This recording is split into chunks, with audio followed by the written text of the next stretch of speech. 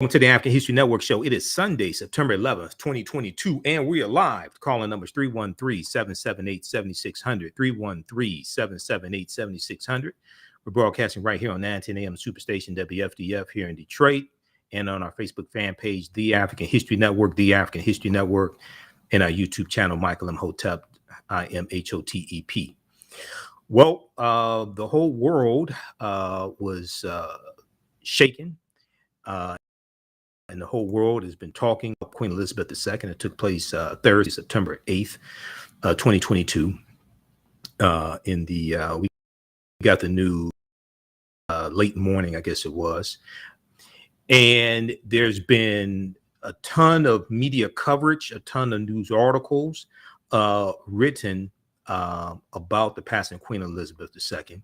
And there's a lot of coverage and fascination with the royal family, okay, or what some people call the royal family. I was on Roland Martin Unfiltered on Friday, and we discussed this, so I'm going to share a segment of that with you.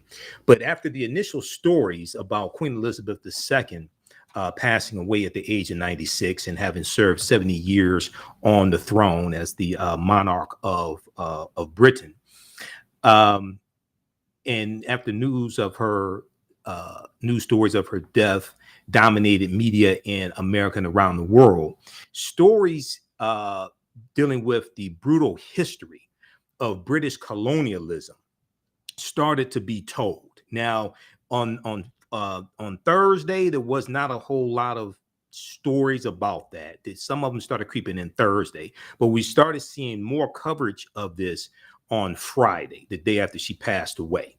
Okay. We know that on September 8th, there was a tweet from Professor Uju Anya of Carnegie Mellon University, who was no fan, had no love for Queen Elizabeth II. And Professor Uju Anya was born in Nigeria. She moved to the U.S. when she was 10 years old. She was born in Nigeria, and she had family members who were killed during the Nigerian Civil War, and part of that Civil War was financed by France. And she had family members who were killed, and she has no love for Queen Elizabeth II. We saw discourse around that. We saw Jeff Bezos, founder of Amazon, who posted on social media criticizing Professor Uju Anya, and there's a whole backlash behind that. And we've seen numerous stories, especially Friday, Saturday, and Sunday. We've seen numerous stories dealing with the history of colonialism, the brutal history of colonialism in Great Britain, and the fact that Great Britain 100 years ago colonized between 1/5 and some sources say 25% of the world population, and how they got the wealth that you saw distributed in the newsreels that they've been showing on social media. Okay, and the newsreels they've been showing in the media, and the gold carriage, and all of this. Where did this wealth come from? Queen Elizabeth II had a net worth of $500 million when she passed away. The royal monarchy is worth $28 billion. Okay, where did this money come from? So while I was on the air on Friday, I saw the story from the New York Times. In Africa, the Queen's death renews a debate about the legacy of the British Empire. Now we're seeing also stories about Caribbean nations wanted to separate from the Commonwealth, wanted to declare themselves a republic and separate from the Commonwealth as well. We see an increase or a renewed talk regarding Caribbean nations getting reparations. Today on MSNBC, I saw, I think it was on Yasmin Vesuvian show. They were in Kingston, Jamaica. They interviewed the brother who's the head of the Universal Negro Improvement Association. They also interviewed a brother who's a Rastafarian. We know the UNIA, the Universal Negro Improvement Association, started in Jamaica in 1914, founded by Marcus Garvey. And they're talking, and they have no love for Queen Elizabeth II. We know Jamaica was a colony of Great Britain. okay, and it's still part of that, it's part of the Commonwealth.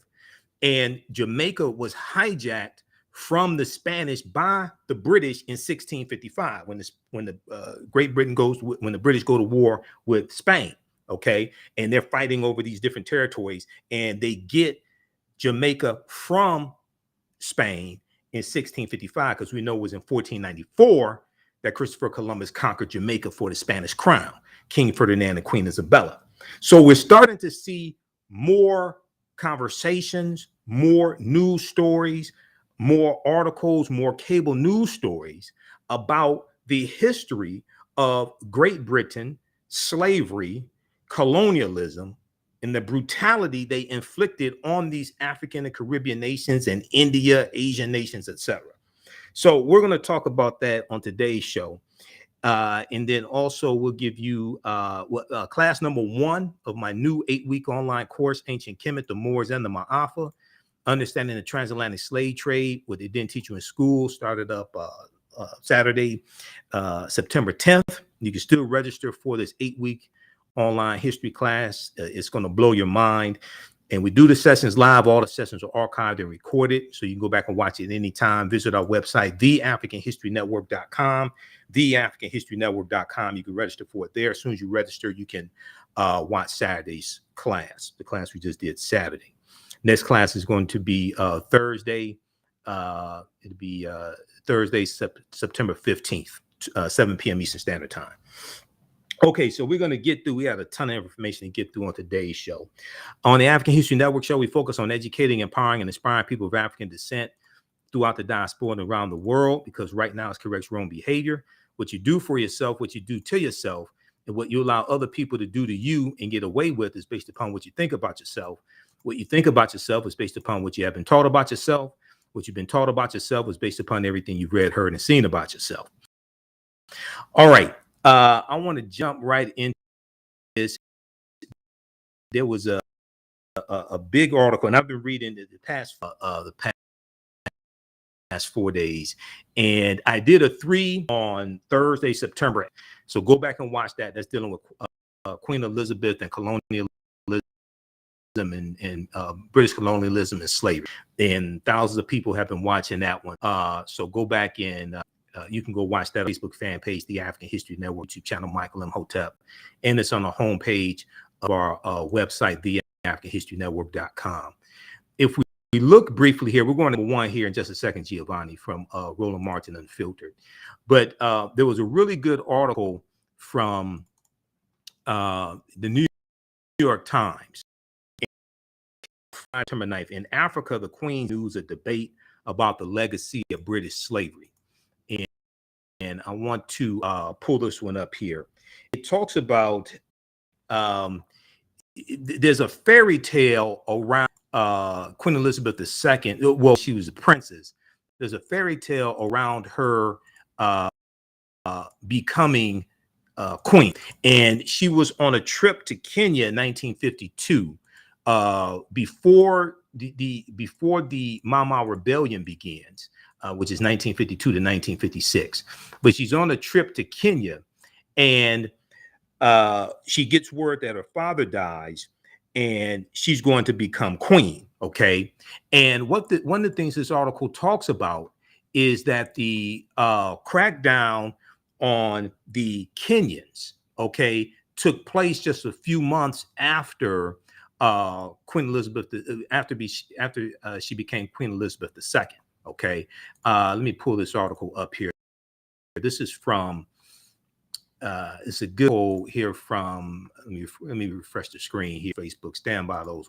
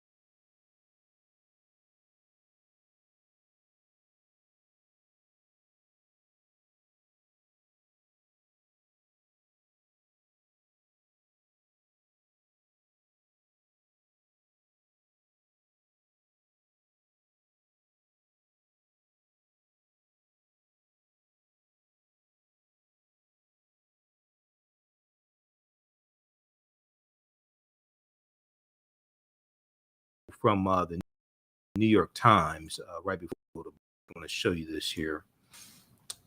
In Africa, the Queen's death renews a debate about the legacy of the British Empire. In Africa, the Queen's death renews a debate about the legacy of the British Empire.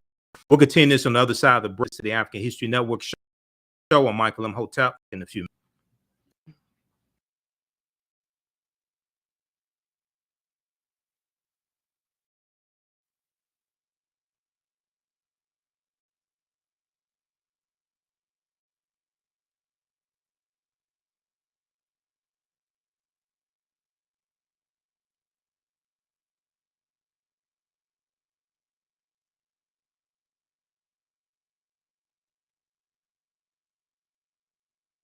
Stand by, everybody. Back from break in 4 minutes. Stand by.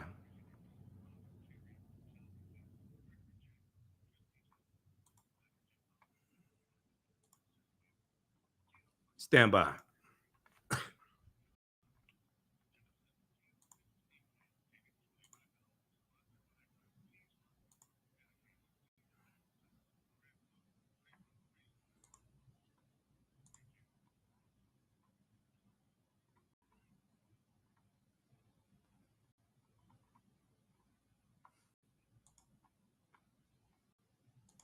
Back in 4 minutes. Stand by, everybody. Okay, share this broadcast on your social media platforms. Invite your friends to tune in also. Stand by.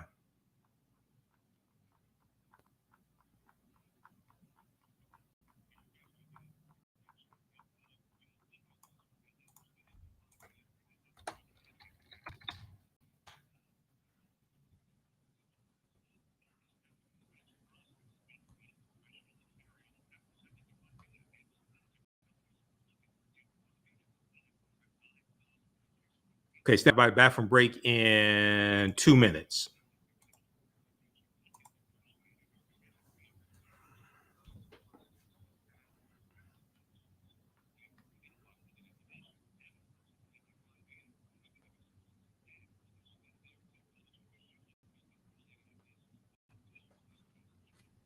Back from break in 2 minutes. Stand by.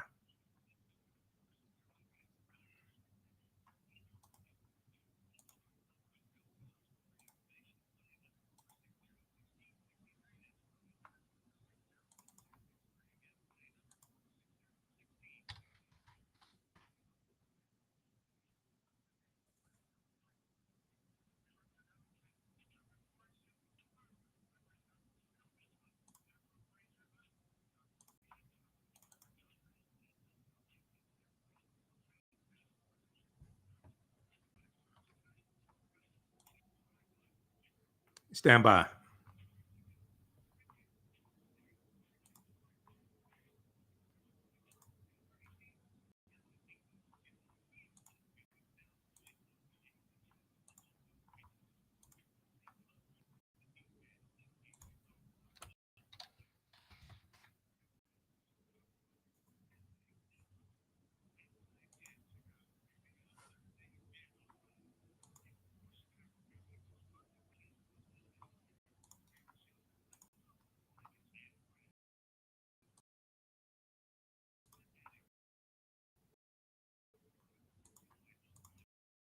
AM Superstation, the Future Radio.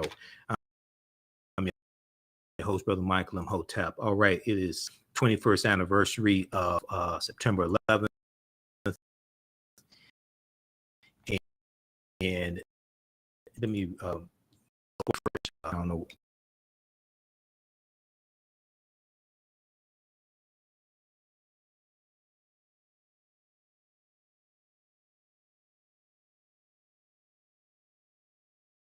This being the 21st anniversary of 9/11 as well, and the attack on the Twin Towers. There's been a lot more coverage dealing with the death of Queen Elizabeth II also. Okay, so right before the break, I was talking about this piece here from the New York Times. Okay, and this came out, I saw it while I was on the air on a Friday on Roland Martin Unfiltered. It came out probably about a couple of hours before on the air Friday. And the name of this article is in Africa, the Queen's death renews a debate about the legacy of the British Empire. In Africa, the Queen's death renews a debate about the legacy of the British Empire. Now, this picture here that they're showing, this is from this is Mau Mau fighters, the Mau Mau Rebellion in 1952 in Kenya. And Kenya was a British colony at the time. An anti-colonial rebellion was suppressed shortly after Queen Elizabeth II ascended to the British throne. Okay, and they have these Africans in internment camps. Some sources say there were 150,000 of these Kenyans in internment camps, but overall there's something like 0.5 million that were either in internment camps or like confined to their homes. Very little movement. They have something called a movement pass. A movement pass, which is like travel papers or a travel pass during slavery. Okay, this is what these Europeans did. Now, in this article, it says it was while a young Elizabeth was on an official tour of Kenya in 1952 that she learned of her father's death and that she would become queen. The clampdown on Kenyans, which began just months after she ascended to the throne as queen, led to the establishment of a vast system of detention camps and the torture, rape, castration, and killing of tens of thousands of people. The torture, rape, castration, and killing of tens of thousands of people. They castrated African men, Kenyan men who were members of the Mau Mau Rebellion or suspected members. They raped African women. They also raped African men as well. Okay, this is under the British.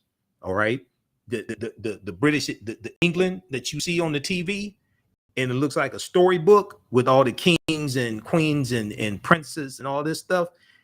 It was their military that did this. Now, there's another portion here. So this article, it talks about a Miss Mugo, M-U-G-O. The article starts out, though Queen Elizabeth II was revered by many in Africa, her death also reignited a different sort of conversation. Her death also reignited a different sort of conversation, one that touched on the legacy of the British Empire, one that touched on the legacy of the British Empire and the brutality the monarchy meted out to people in its former colonies to keep them in line. I added that portion, to keep them in line. But this is what the article from the New York Times says. Okay, written by Abdi Latif Dahir, Lindsay Chutel, and Elian Peltier. In a younger generation of Africans growing up in a post-colonial world, some lamented that the Queen never faced up to the grim aftermath of colonialism and empire or issued an apology. Because there was this, they have not issued an apology for slavery or colonialism. Now, they've said things like when in November 2021, when Prince Charles, now King Charles III, when he was in Barbados, when Barbados declared their independence from Great Britain, he mentioned the atrocity of the transatlantic slave trade. Okay. And he said it was if I remember correctly, he said it was abhorrent. Okay, so they'll say things like this: "Oh, it was so horrible. Oh, it was abhorrent." Okay, they don't apologize for the transatlantic slave trade, and they were in Britain was involved in the transatlantic slave trade from 1562 when when John Hawkins got involved in it, 1562 up until now. They abolished the international transatlantic slave trade in 1807. We've talked about this here on the show before. This is where all this history comes together. All this history comes together with politics, current events, everything. All right. 1807, Great Britain abolishes the international transatlantic slave trade, which means bringing Africans into their country and their colonies to enslave them, but also going to capture them, going to buy them, etc. They abolished that. Great Britain enters into international treaties with other European nations to do this. The U.S. abolishes the international transatlantic slave trade January 1st, 1808. U.S. Congress passes the law March 2nd, 1807 to abolish the international transatlantic slave trade. The U.S. also enters into international treaties, okay?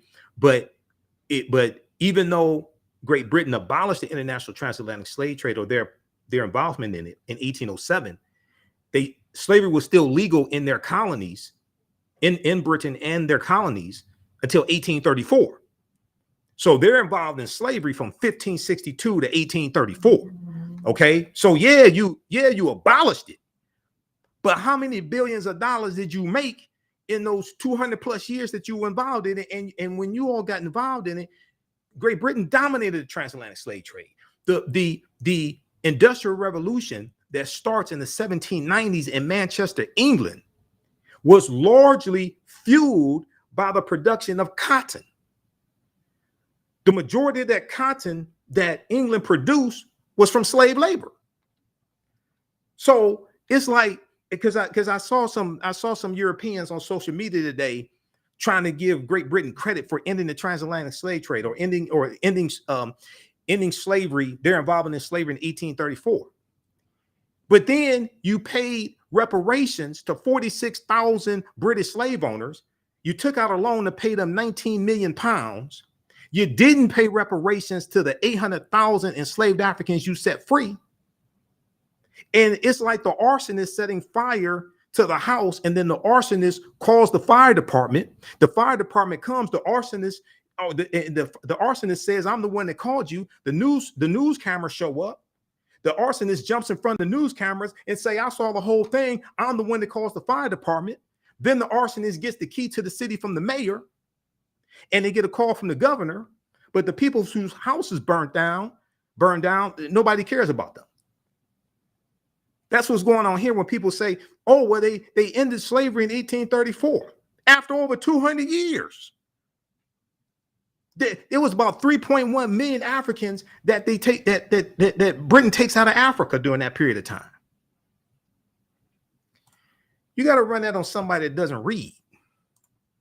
So in a younger generation of Africans growing up in the post-colonial world, back to the article from the New York Times, in a younger generation of Africans growing up in a post-colonial world, some lamented that the Queen never faced up to the grim aftermath of colonialism and empire or issued an apology.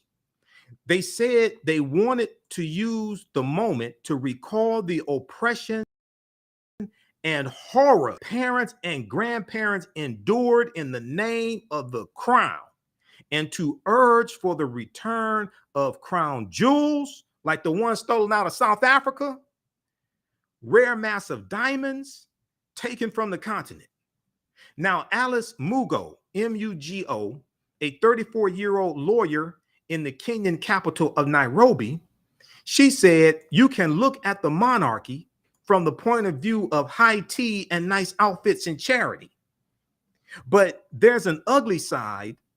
There's also the ugly side. And for you to ignore the ugly side is dishonest. And for you to ignore the ugly side is dishonest." Now, Miss Mugo, Alice Mugo, said she recently found her grandmother's movement pass. These are like travel papers during slavery. Her movement pass issued when the British colonial government in Kenya declared a state of emergency to help suppress the anti-colonial Mau Mau rebellion, who were fighting for their land because the British invaders had taken the land away from most of the land away from the Kenyans.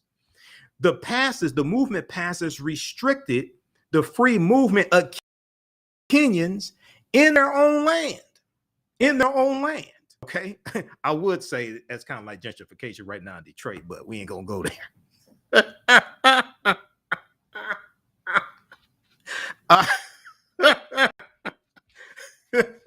Okay. All right. Now it was so it was while a young Elizabeth was on an official tour in Kenya in 1952 that she learned of her father's death and that she would become queen. The clampdown on the Kenyans, which began just months after Queen Elizabeth II ascended to the throne, led to the establishment of a vast system of detention camps and the torture, rape, castration, and killings of tens of thousands of people, Okay, now the mourning, M-O-U-R-N-I-N-G, the mourning, those mourning the queen's death, Miss Mugo said, Alice Mugo, were not aware of how her government robbed millions of basic freedoms, of how Queen Elizabeth's government robbed millions of basic freedoms. We're going to continue this on the other side of the break. We're going to let you hear what the economic freedom fighters of South Africa had to say as well. And we're going to go to this clip from Roland Martin Unfiltered that's gone viral also. This is the African History Network show. I'm Michael Imhotep. We'll be back in a few minutes. Stand by.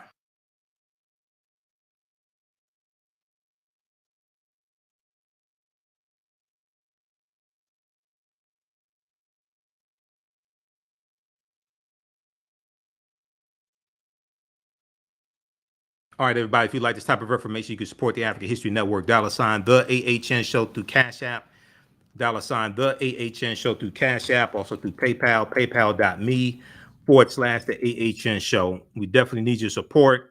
This helps us keep doing the research, stay on the air, keep broadcasting, pay some of the bills as well. And also you could register for the online classes at our website, TheAHNHistoryNetwork.com, TheAHNHistoryNetwork.com. What does Kenya have to do with this? Did you read the article that I just talked about? It's talking about Kenya. Kenya was a colony of Britain.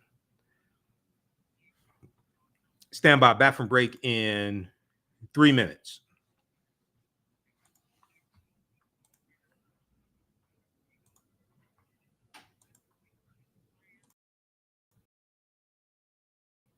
I'm going to post a class Saturday. We have a new class time. We're going to post a link for the online classes, and they're also at our website, TheAHNHistoryNetwork.com, TheAHNHistoryNetwork.com.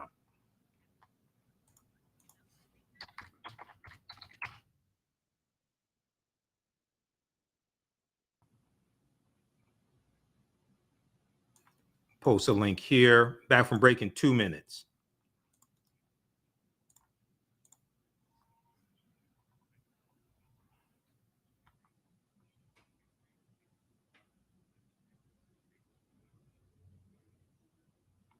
Okay, Rollin, if you're not an African, then what the hell are you doing here? The dumbass is on YouTube. Back from break in 2 minutes. I don't know where y'all get this crazy nonsense from. Back from break in 2 minutes. Stand by. Share this broadcast on your social media platforms. Okay, we posted a link here so you can register for our online history class, Ancient Kemet, the Moors, and the Ma'afa, Understanding the Transatlantic Slave Trade. Back from break in 1 minute.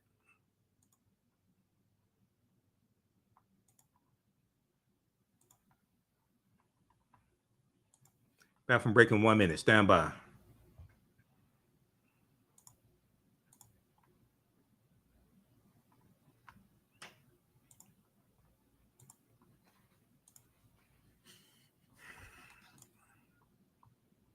Welcome back to the African History Network show right here on 9:10 a.m. the Superstation, the Future Radio. It is Sunday, September 11th, 2022, and we are live. Okay, if you like this type of history that we share on the African History Network, and if you watch me also on Roland Martin Unfiltered, you can register for the online history classes that I teach. We had a new class that just started up on Saturday, September 10th. Class number 1 of Ancient Kemet, the Moors, and the Ma'afa, Understanding the Transatlantic Slave Trade, what they didn't teach you in school. We deal with thousands of years of history and what led up to the transatlantic slave trade taking place as well. If you missed the class, as soon as you register, you can watch the classes. We do the sessions live. All the sessions are archived and recorded. You can go back and watch them anytime. Okay, so this class is on sale, $80, regularly $130. Even after the class is over with, you still go back and watch the full course. Next class will be Thursday, September 15th, 7 p.m. to 8 p.m. Eastern Standard Time. 7 p.m. to 9 p.m. Eastern Standard Time.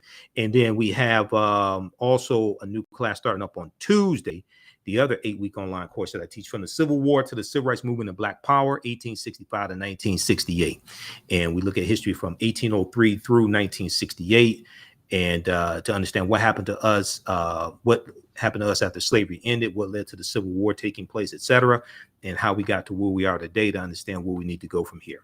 Okay, so that's at our new website, TheAfricanHistoryNetwork.com, TheAfricanHistoryNetwork.com. All right, I want to go back to this article. This is a great article from the New York Times. This came out Friday. I saw it when I was on the air on Roland Martin's show, and I mentioned it there. In Africa, the Queen's death renews a debate about the legacy of the British Empire. I've also been seeing some other articles similar to this as well. A good one from CNN we'll talk about on today's show. Cloud of Colonialism hangs over Queen Elizabeth's legacy in Africa. Also, there's one from theguardian.com, which is a UK publication. Queen's death intensifies criticism of British Empire's violent atrocities. So we're starting to see more of this history coming out now. We have to keep it up, and African people in the world have to push for reparations now against from Great Britain, especially, like we never have before, because international attention is on this. Okay, and we cannot let this moment pass. Now, back to this article here from the New York Times. Alice Mugo, whose grandmother, who is from Kenya, whose grandmother is from Kenya, and her grandmother was there during the Mama Rebellion in Kenya. She said those mourning the Queen's death were not aware of how Queen Elizabeth's government robbed millions of basic freedoms. Now, similar sentiments were echoed by African political party, the Economic Freedom Fighters, which said in a statement that it would not mourn the Queen, quote, because to us her death is a reminder of a very tragic period in the country and Africa's history. Okay, they went on to say the Queen, they wrote, was the, quote, head of an institution built up, sustained, and living off a brutal legacy of dehumanization of millions of people across the world. And we know at one point in South Africa, it was a colony, the British colonized South Africa as well. The British get South Africa in the Berlin Conference of 1884 and 1885. I talked about that in my broadcast on Thursday, the 3-hour broadcast I did on Thursday. Also, when I was on Roland's show as well, we talked about I mentioned the Berlin Conference of 1884 and 1885, where 14 European nations meet in Germany, and they carve up they carve up Africa into colonies, because they have been fighting, killing each other for so long. And they realized Africa was large enough for them to stop fighting and killing each other, and they could all benefit from Africa. And so they redrew the boundaries in Africa, and they redrew the boundary lines around the natural resources that the respective nations wanted. This is a Berlin Conference of 1884 and 1885. Okay. And if we look at this here, this is a good article from thoughtco.com, thoughtco.com. The Berlin Conference to Divide Africa, the colonization of the continent by European powers. Okay. Now, this is a drawing here of what's taking place. All these Europeans, there were nobody of African descent there to represent Africa. These are all Europeans making these decisions. All right. Now, if we look at this quickly here, the Berlin Conference was Africa's undoing in more ways than one. The colonial powers superimposed their domains on the African continent. By the time independence returned to Africa in 1950, the realm had acquired a legacy of political fragmentation that could neither be eliminated nor made to operate satisfactorily. Okay. Now, if we look at this here, okay, so the purpose of the Berlin Conference in 1884, at the request of Portugal, in the Portuguese, first ones involved in the transatlantic slave trade in 1441. In 1884, at the request of Portugal, German Chancellor Otto von Bismarck called together the major Western powers of the world to negotiate questions and end confusion over the control of Africa. German Chancellor Otto von Bismarck appreciated the opportunity to expand Germany's sphere of influence over Africa and hoped to force Germany's rivals to struggle with one another over territory. Okay. At the time of the conference, 80% of Africa remained under traditional and local control. What ultimately resulted was a hodgepodge of geometric boundaries that divided Africa into 50 irregular countries. This new map of the continent of Africa was superimposed over 1,000 indigenous cultures and regions of Africa. The new countries lacked rhyme or reason and divided coherent groups of African people and pushed together disparate groups of African people, groups that didn't get along. Okay. Now, this map here, it shows you African colonization after the Berlin Conference, 1884, 1885, and it shows you the different nations that Britain gets, but who gets which nations. And Britain got a lot out of this. Countries represented at the Berlin Conference. 14 countries were represented by a plethora of ambassadors. When the conference opened in Berlin, November 15th, 1884, the countries represented at the time included Austria-Hungary, Belgium, Denmark, France, Germany, Great Britain, Italy, the Netherlands, Portugal, Russia, Spain, Sweden, Norway, which was unified from 1814 to 1905. Sweden, Norway, Turkey, and the United States. Of these 14 nations, France, Germany, Great Britain, and Portugal were the major players in the conference, controlling most of colonial Africa at the time. Okay, now I want to go to this clip here of from Roland Martin Unfiltered. And we started out talking about Professor Uju Anya of Carnegie Mellon University and Jeff Bezos comment she made about Queen Elizabeth II, and then Jeff Bezos criticizing her comments. And then we started talking about Queen Elizabeth II, British colonialism, and slavery. Okay, let's go to this clip, Giovanni.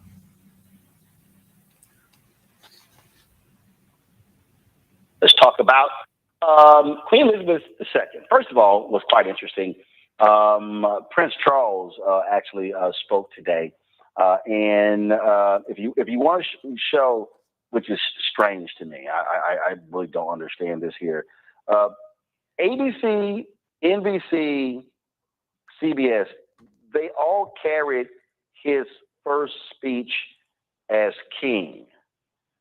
But these are the same people who didn't carry President Biden's speech on saving democracy. I'm just trying to understand. A house or a laptop? And maybe y'all can tell me why Prince Charles, now King Charles, speech. Y'all, come on, sure, yeah.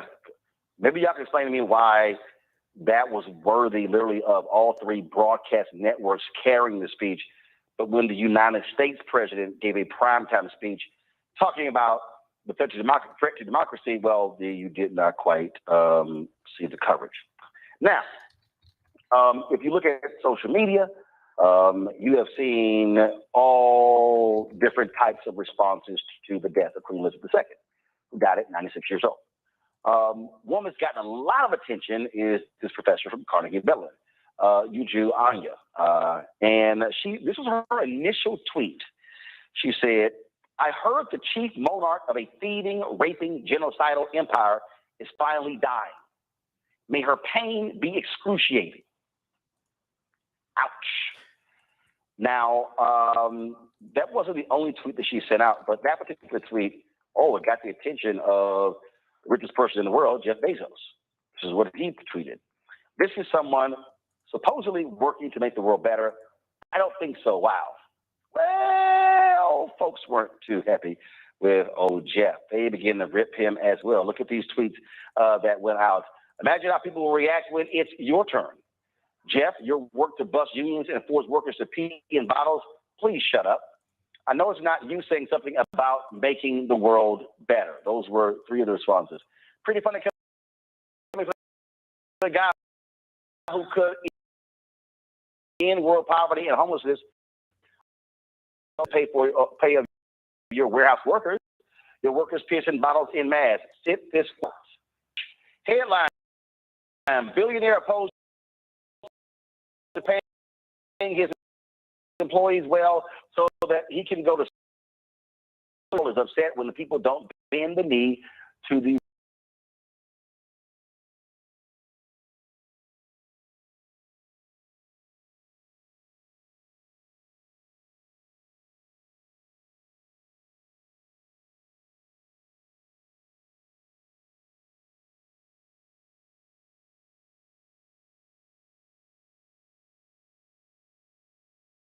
Back from break in 4 minutes. Stand by.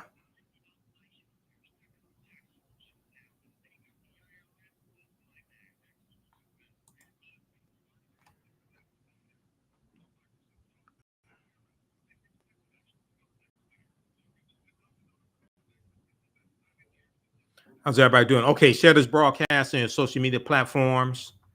Invite your friends to tune in. How y'all like this type of information?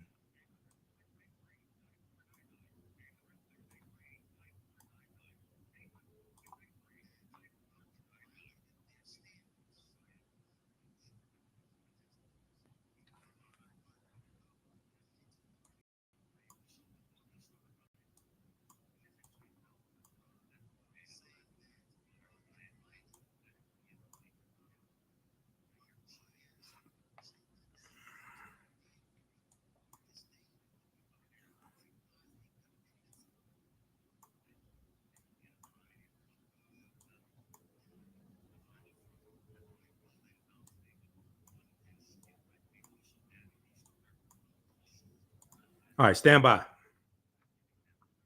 Back from break in 2 minutes.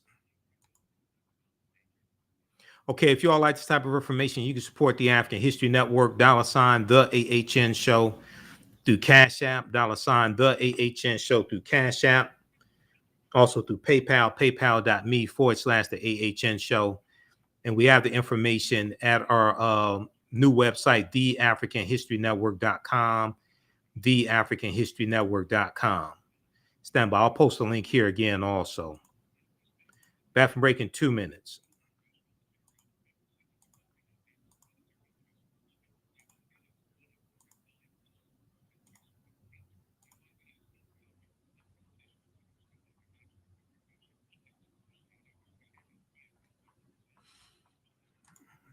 Back from break in 1 minute.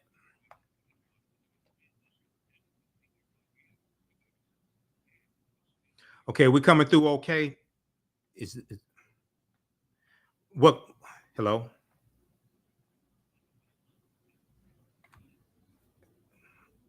No, just play the beat when we come back from a commercial break. But play the music as the outro going to commercial. Thank you.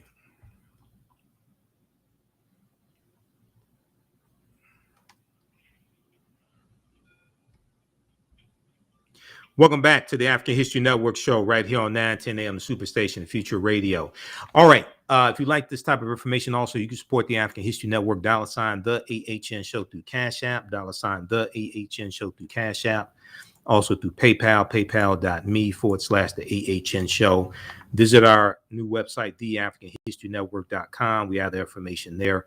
And this helps us keep doing the research, stay on the air, keep broadcasting, pay some of the bills, etc. Also, register for my new 8-week online class. It just started up on Saturday, September 10th. Ancient Kemet, the Moors, and the Ma'afa Understanding the Transatlantic Slave Trade, what they didn't teach you in school, where we get deep into a lot of this information. Okay, so right before the break, we were talking about some of the news stories that have come out since the death of Queen Elizabeth II, dealing with British colonialism and the history of the British involvement in slavery, things like this. The cloud of colonialism hangs over Queen Elizabeth's legacy in Africa. And then also Professor Uju Anya, who now I follow on Twitter, she got backlash because of a tweet that she made about Queen Elizabeth II and the Great Britain's involvement in atrocities in Nigeria. Okay. Now, there's a good article. We're going back to the clip in just a second, Giovanni. There's a good article from Huffington Post. I posted this on our Facebook fan page, the African History Network. It got over 4,500 likes. The View host Sonny Hostin criticizes Queen Elizabeth II for crown of pillaged Jews, pillaged Jews. And I said, "Speak, my sister, speak," in my Facebook post. Sonny Hostin also defended a since-deleted tweet from Nigerian-born Carnegie Mellon professor Uju Anya, who hoped the Queen's death was excruciating. Okay, this article is from September 9th, 2022 from HuffingtonPost.com. We'll talk about this after this clip. Let's go back to the clip, Giovanni. Breaking: man who has workers peeing in bottles and having miscarriages in warehouses meet quotas tries to take the moral high ground. Ooh, it's insane that Jeff Bezos tweets with us, a billionaire who blatantly and violently exploits workers and feels comfortable trying to have a morality battle on the burnout. Now, the professor Uju Anya, she didn't back down. Twitter did delete that particular tweet from her, saying that it violated their standards. Not sure how that's the case. But when you begin to look at her Twitter feed, boom, she said, "If anyone expects me to express anything but disdain for the monarch who supervised a government that sponsored the genocide that massacred and displaced half my family and the consequences of which those alive today are still trying to overcome, you can keep wishing upon a star." Yeah, I don't think she's going to be backing down from any of that. There was some other, I'm looking at some other tweets that she had posted. And again, she had, all kinds of different tweets. She did respond to Jeff Bezos. She said, "Everyone, you and your merciless greed have harmed in this world. Remember you as fondly as I remember my colonizers." Wow. Again, her tweet to spur the reaction. Carnegie Mellon did offer a response. This was what they posted. They said, "We do not condone the offensive and objectionable messages posted by Uju Anya today on her personal social media account. Free expression is core to the mission of Hostin. However, the views she shared absolutely not represent the values of the institution, nor the standards of discourse we seek to foster." So here's what's interesting.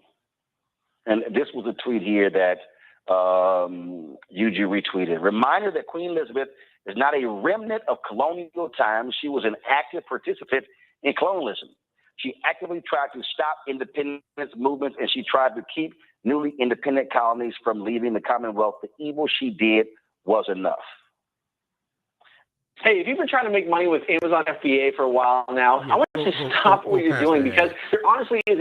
She was talking about this article here. This woman was, it says she was tortured with axes during Kenya's struggle for independence from British colonial rule. As Britain celebrates the platinum jubilee of its monarch, this old fighter wants to send her a message: let Elizabeth bring what belongs to me. Let's go to our panel here. I find it's very interesting when I said this last night,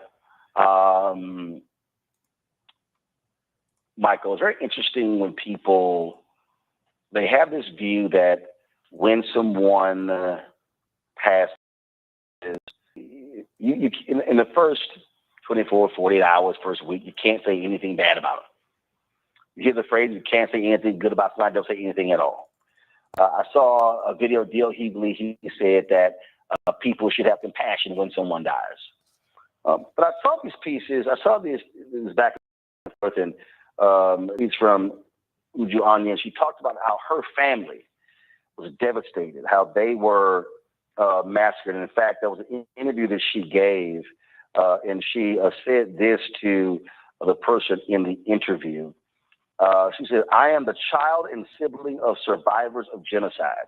From 1967 to 1970, more than 3 million civilians were massacred when the Igbo people of Nigeria tried to form the independent country." And I said this, and I think it's important for us to say it.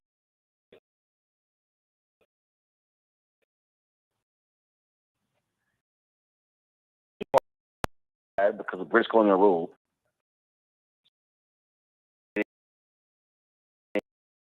and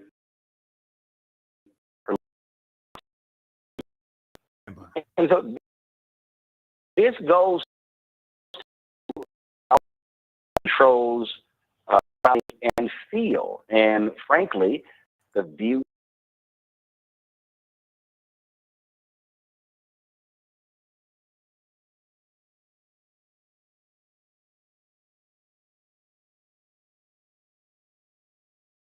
And this is one of the reasons why the Black Star Media Network is so important.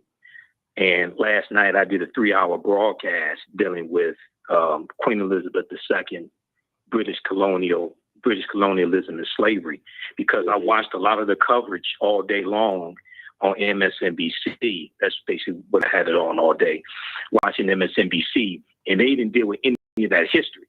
Okay, the opulence footage and going back decades, and they showed the gold carriage drawn by 30 horses, and they show all the people in their regalia and things like this.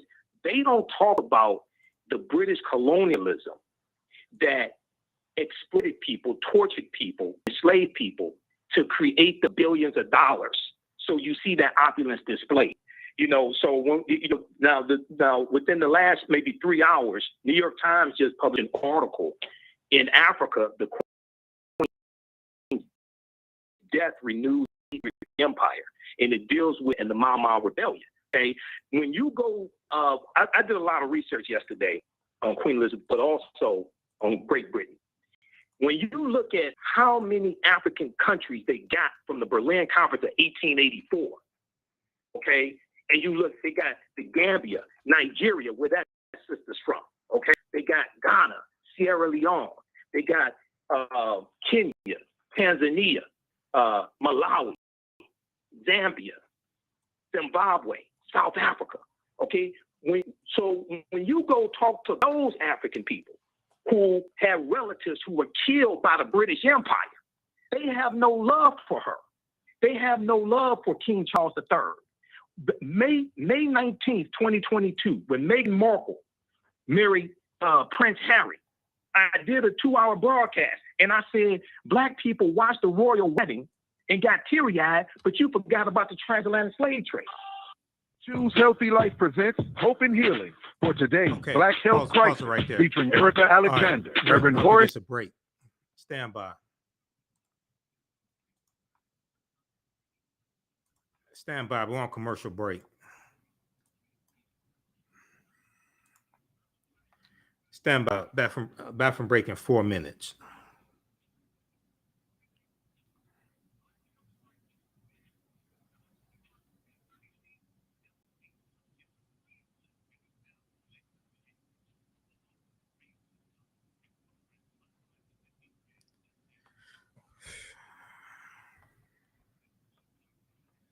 Okay, back from breaking. Back from breaking 3 minutes.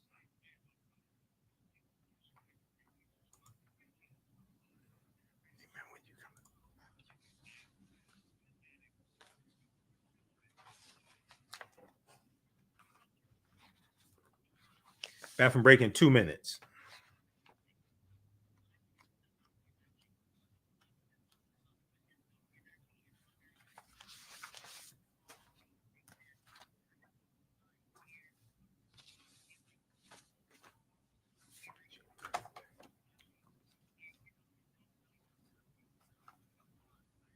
Bathroom break in 2 minutes.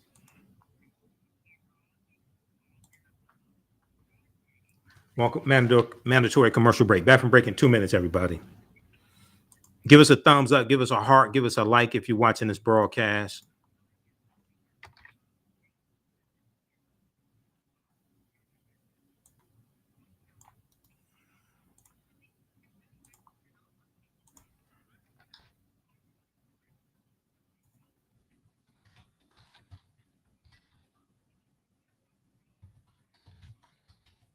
Bathroom break in 1 minute.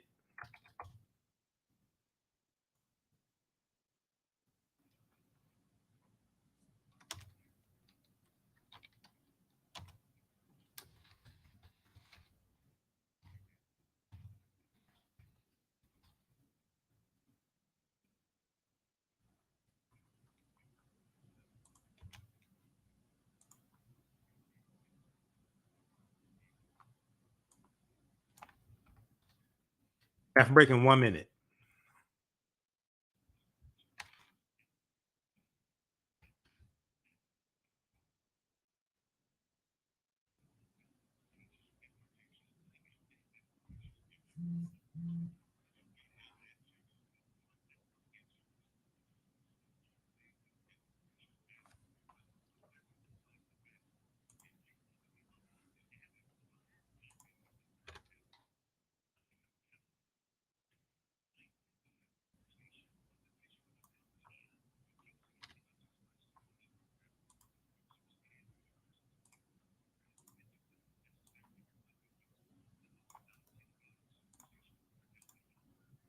Welcome back to the African History Network show. All right. Calling numbers 313-778-7600. 313-778-7600 is the calling number if you have a question or comment.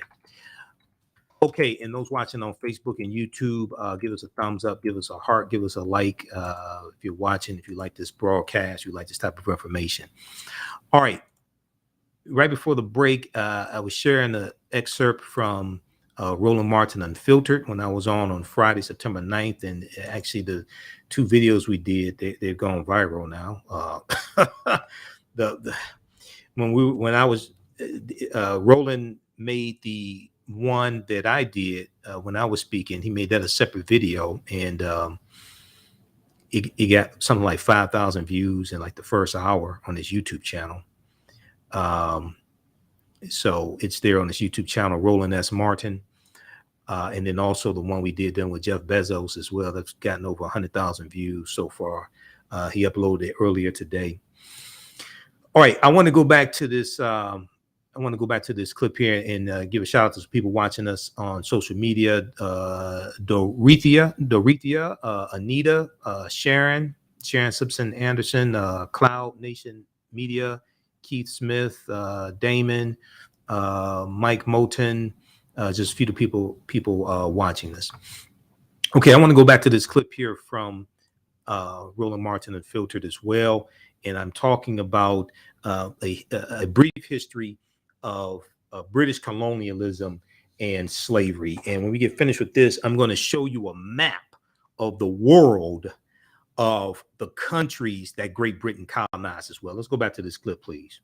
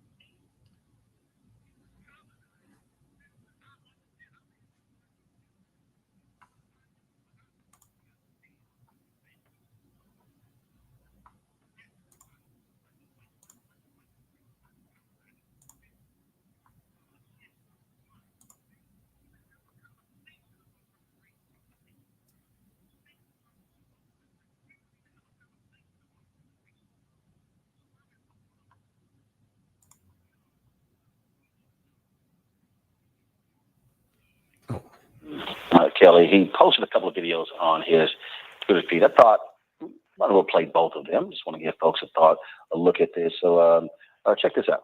In 2022, Her Majesty Queen Elizabeth II became the first British monarch to celebrate a platinum jubilee. The celebration took place over a 4-day bank holiday. Millions of West African tea parties and people around the world joined in on the celebration. But is celebrating the British monarch harmless fun? Or does it normalize the monarchy's long history of colonialism? And is it a celebration of British imperialism? Here are 4 ways in which the British royal family has benefited from colonialism.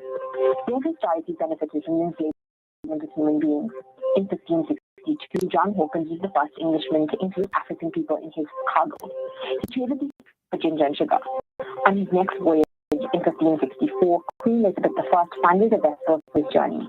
The British East India Company was formed in 1600 to exploit trade with Southeast Asia. They did that by colonizing land and exploiting people through the transatlantic slave trade. The figure of signed royal charter allowing this all to happen was also Elizabeth I. Between 1690 and 1807, an estimated 6 million Africans were transported from Africa to the Americas on British or Anglo-American ships. The royal family and the British Parliament protected the trade. After Elizabeth I's death, the Royal African Company was established in 1660 by the Duke of York. The company transported more than 187,000 slaves who were often branded DY for the Duke of York. It's difficult to say how much the royals benefited from slavery, but many say it funded the entire British treasury. And it's safe to say that much of the monarch's significance, power, and wealth stems from the enslavement of Africans.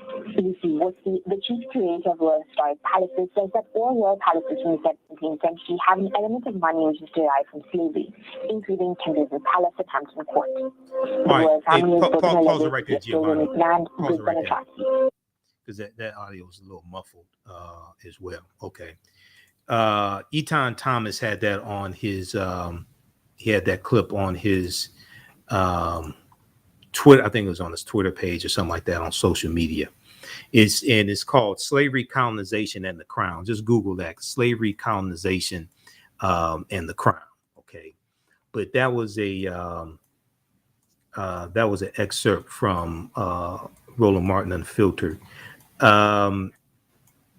Giovanni, back it up to about the 9-minute 30-second mark. Back that clip up to about the 9-minute 30-second mark, and play it from there, please. Of Africa, okay. When you go talk to those African people who have relatives who were killed by the British Empire, they have no love for her. They have no love for King Charles III. May 19th, 2022, when Meghan Markle married Prince Harry, I did a 2-hour broadcast, and I said, Black people watched the royal wedding and got teary-eyed, but you forgot about the transatlantic slave trade. Because I said she married into, this is no disrespect to Meghan Markle, I said she married into a family of colonizers. They're not colonizers because they're white. They're colonizers because Britain colonized 1/5 of the world population 100 years ago. 1/5 of the world population was under British rule. And they didn't rule with kindness. They didn't rule with a smile. They ruled with brutality. I don't wish anything ill on Queen Elizabeth II. I sure as hell don't miss her. All right. And I hope some more join her. Pause right there. Pause right there. Okay. So I meant to say May 19th, 2022.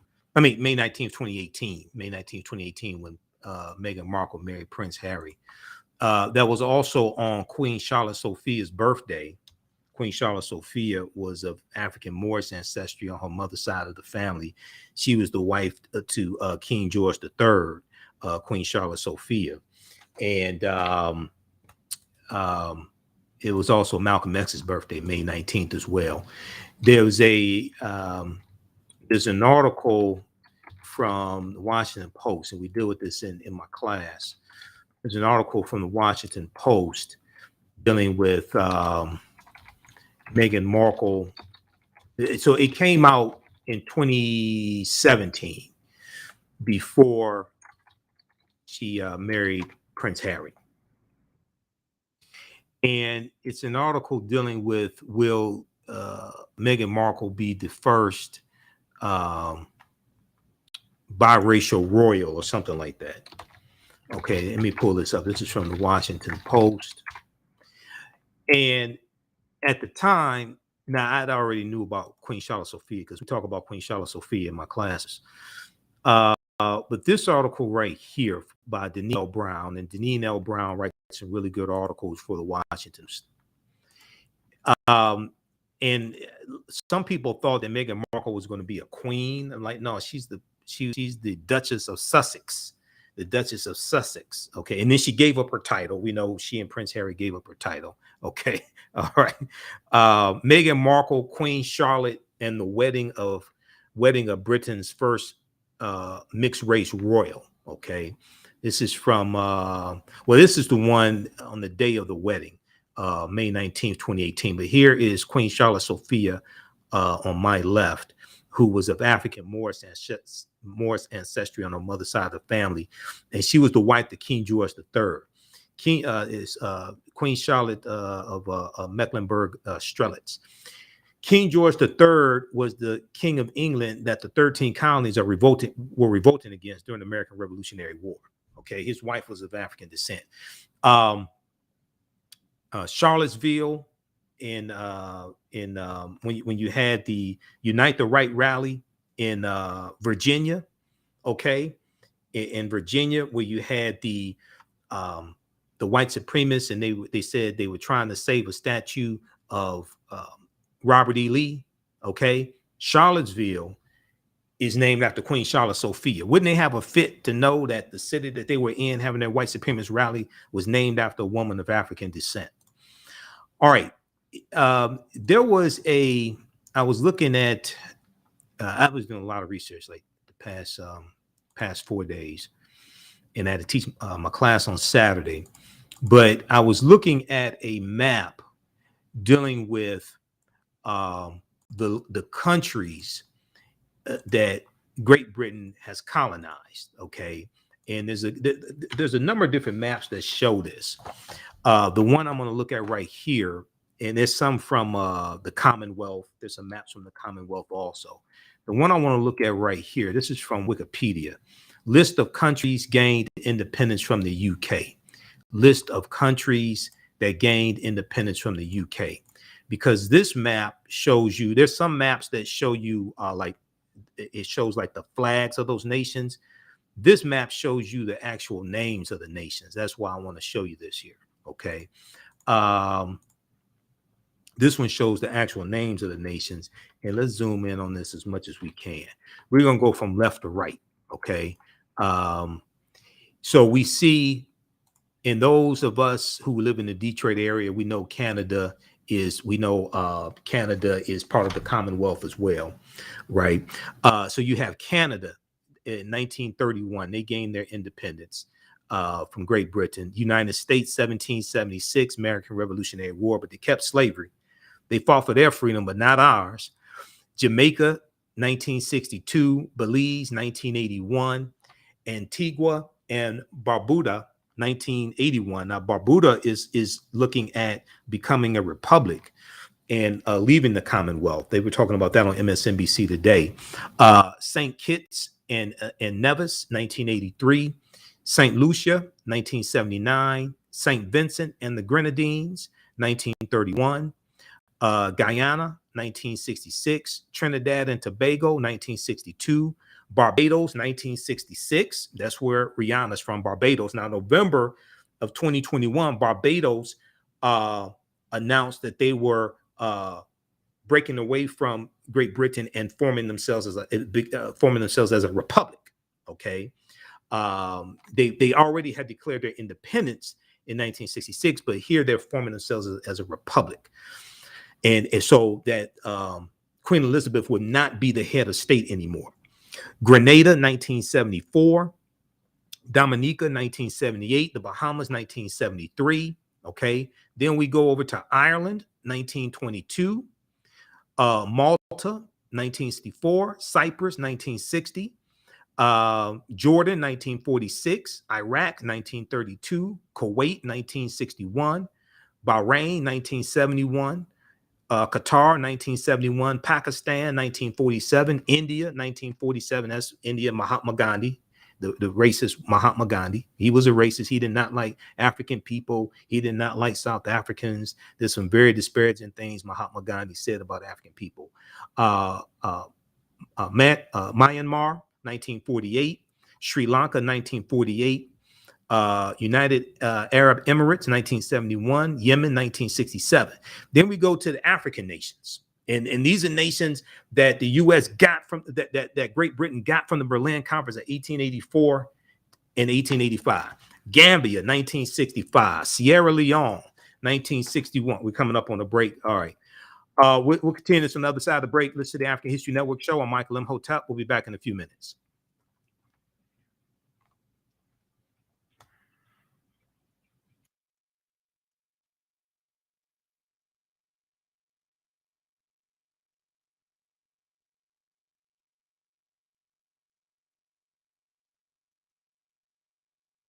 All right, back from break in 4 minutes, everybody. Stand by. All right, Anita, thanks for your support, Anita. Okay, who still needs to register for our 8-week online class that I teach? Class number 1 just started up Saturday. As soon as you register, you can watch class number 1. You'll be able to watch the other classes also. You'll be able to join us for the other classes. Back from break in 4 minutes.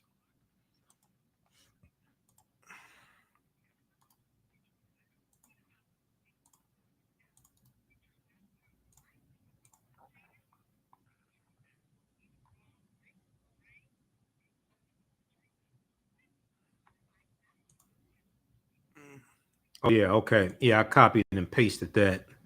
We got to go back and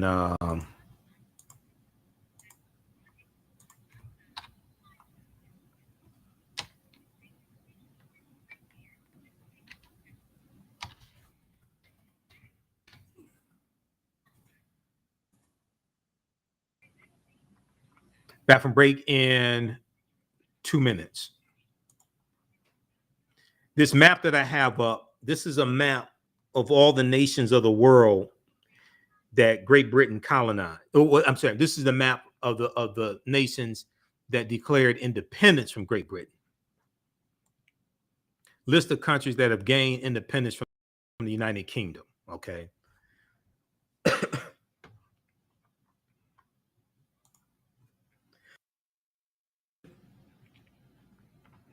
Back from break in 2 minutes. Okay, now we need to go to this next clip.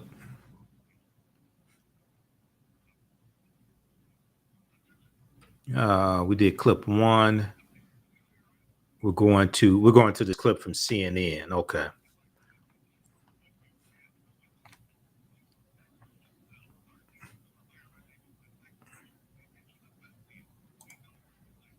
Back from break in 1 minute.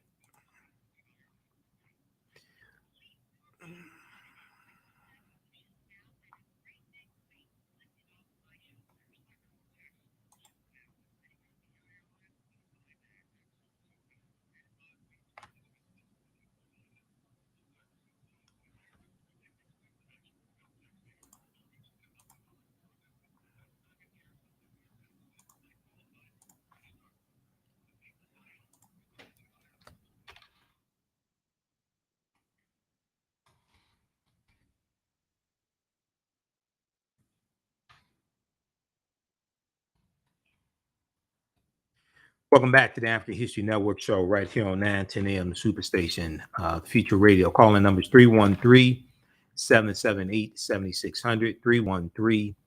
313-778-7600 is the call-in number if you have a question or comment. Okay, I want to go back to this map, and then we're going to go to clip number 2 from CNN, Giovanni. So this map that I have up, now this is from Wikipedia. This is from the Commons on Wikipedia.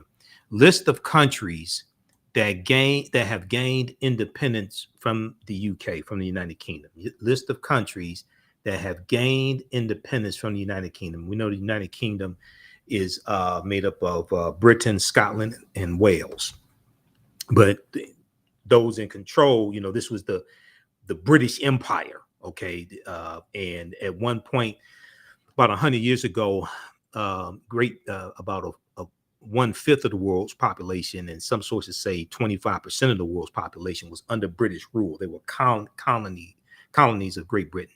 So when we look at these African countries, these are countries that the U.S. got, Great Britain got basically from the Berlin Conference of 1884 and 1885 that we talked about a few minutes ago. Gambia, 1965, declared their independence from Great Britain. Sierra Leone, 1961. You have Ghana, 1957. Nigeria, 1960. Botswana, 1966. South Africa, 1931. Lesotho, 1966. Now, Lesotho is an enclave inside of South Africa. It's a country within South Africa, like Highland Park, Michigan is a city within the city of Detroit. That's what Lesotho is. Swaziland, 1968. Zimbabwe, 1980. Malawi, 1964. Tanzania, 1961. Zambia, 1964. Kenya, Zambia, 1964. Hold on. Kenya, 1963. Let's zoom in back in on this here. Uganda, 1962. Hold on. Where are we? Okay. Uganda, 1962. Sudan, 1956. Egypt, 1922. Okay. So that's just Africa right there. Those are just African nations. Okay. And then you look at Australia, 1942, declared their independence. Brunei, Malaysia, 1957. Papua New Guinea, 1975. We look at Solomon Islands, 1978. Tonga, 1970. Fiji, 1970. New Zealand, 1947. Okay, there are a few others. You can check those out. Nauru, 1957. You can check out this map. Okay, these are just the nations that gained their independence from the United Kingdom. All right. So when you go through and look at this map, and especially when you look at in the broadcast I did on Thursday, and also in my class on Saturday, we went through and looked at a map of the nations that Great Britain got from the Berlin Conference, of the African nations Great Britain got from the Berlin Conference. Is one thing to, just read the names of the nations here. It's one thing just to read the names of them, but then when you look at the map and see where they are, and you see how many Great Britain got, then you start understanding. You start having a better understanding of this. I want to go to clip number. Well, before we go to clip 2 here, there's another good article. This is from Reuters.com. Reuters.com. Okay. Charles succession stirs Caribbean calls for reparations. Now on MSNBC today, somebody must have lit a fire under the sister that runs MSNBC now. Sister, you got to make your money for these white people. I totally understand that, but they were in Kingston, Jamaica today, interviewing the head of the Universal Negro Improvement Association. Now, hopefully they do that on Monday. It's one thing to do it on Saturday and Sunday when not a lot of people are not watching. Hopefully they continue this on Monday and Tuesday. Have them on Morning Joe on Monday morning. Have them on Morning Joe. Have the discussion about reparations on Morning Joe Monday morning. Okay, but they were in Kingston, Jamaica, and talking about Jamaica wanting reparations from Great Britain and the atrocities that happened in Jamaica. But this article right here from Reuters.com, Charles secession stirs Caribbean calls for reparations, removal of monarch as head of state, removal of monarch as head of state. Okay, now the ascension of King Charles to the British throne has stirred renewed calls from politicians and activists and former colonies in the Caribbean to remove the British monarch as their head of state, and for Britain to pay slavery reparations. Now, King Charles succeeds his mother, Queen Elizabeth II, who ruled for 70 years and died on Thursday afternoon, September 8th. The Prime Minister of Jamaica said his country would mourn Elizabeth, and his counterpart in Antigua and Barbuda ordered flags to have staff until the day of her burial. But in some quarters, there are doubts about the role a distant monarch should play in the 21st century. Earlier this year, some Commonwealth leaders expressed unease at a summit in Kigali, Rwanda, about the passage of leadership about the passage of leadership of the 56 nation club from Elizabeth to Charles. That's the Commonwealth, the 56 nations that make up the Commonwealth. And an 8-day tour in March of 2022 by now heir to the throne, Prince William, and his wife, Kate Middleton, to Belize, Jamaica, and the Bahamas was marked by calls for reparation payments and an apology for slavery. Now, we covered that tour that they did. We covered that here remotely because I wasn't there on location. We covered it here on the African History Network show, and we dealt with how those African people in those Caribbean nations were calling for reparations. As the role of the monarchy changes, we expect this can be an opportunity to advance the questions of reparations for our region. Nyambi Hall Campbell, a 44-year-old academic who chairs the Bahamas National Reparations Committee, said on Thursday, September 8th.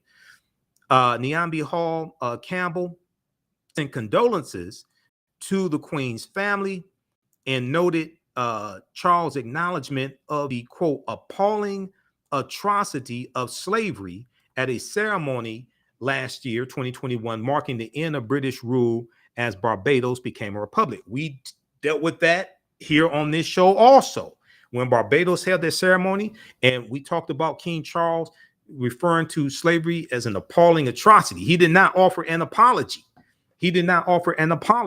Okay. Now, it's important also to note, based upon their constitution in Britain, in England, there's a parliament. That's their government, their structure, like the House of Representatives in the U.S. Senate here. There's a parliament. They have a prime minister. That's the equivalent to our president. The royals don't get involved in politics. The royals don't write policy. They don't get involved in politics. However, Queen Elizabeth II did meet with members of parliament every week. Now, I don't know what they met about. But the royals don't get involved in politics. Now, he did call the slavery an atrocity. They, however, have never offered an apology for slavery. Now, also, Queen Elizabeth II, her net worth was $500 million. Okay, the monarchy. Let me see how they express this. We look at this piece here from Cosmopolitan that I talked about on our special broadcast on Thursday. It deals with Queen Elizabeth II net worth. Okay, we'll go to that clip when we come back from the break, Giovanni. Clip 2. Wondering how high Queen Elizabeth II's net worth was before she passed. Wonder no longer. They updated the article because this was a piece that really came out before she passed away. They've updated it since then. The Queen's stamp collection alone is worth 100 million pounds. 100 million pounds. Okay, so they go through and they talk about according to Forbes magazine, the Crown, through the firm, which actually goes by Monarchy PLC, the British Crown, holds nearly $28 billion in assets. Quick tally of the various assets. The Crown Estates holds 19.5 billion. Buckingham Palace is worth 4.9 billion. The Duchy of Cornwall holds 1.3 billion. The Duchy of Lancaster holds 748 million. Kensington Palace, which is the palace that you're hearing about a lot now, Kensington Palace has an estimated worth of $630 million, and the Crown Estate Scotland holds $592 million. Okay, Now, she had a net worth of $500 million. That aside, okay, as well. So you can read the rest of this article here. So the monarchy, I don't know all the legalities of this, but I think the monarchy could have cut a check of like $100 million to the nations, especially the Caribbean nations like Jamaica, that they colonized. The monarchy, because I'm not talking about going through parliament. I'm just talking about what the monarchy controls. We know she was worth $500 million. She could have sent some money to those nations out of her own pocket. We'll deal with this on the other side of the break. Listen to the African History Network show. I'm Michael Imhotep. We'll be back in a few minutes.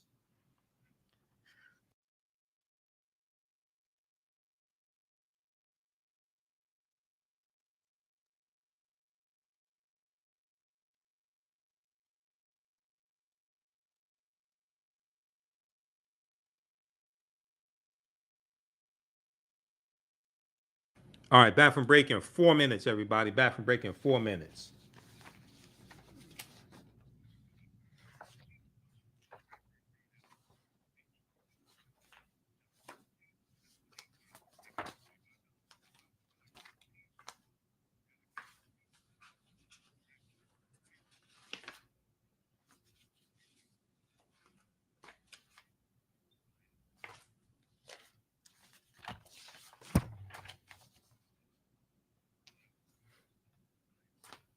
Okay, back from break in 3 minutes.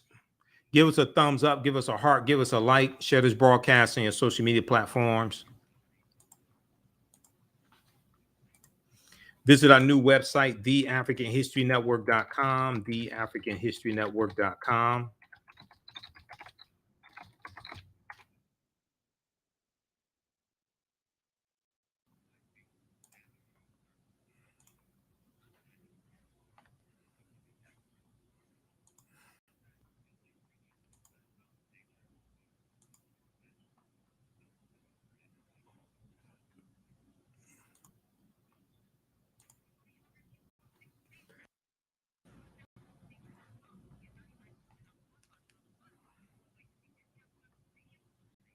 Back from break in 1 minute.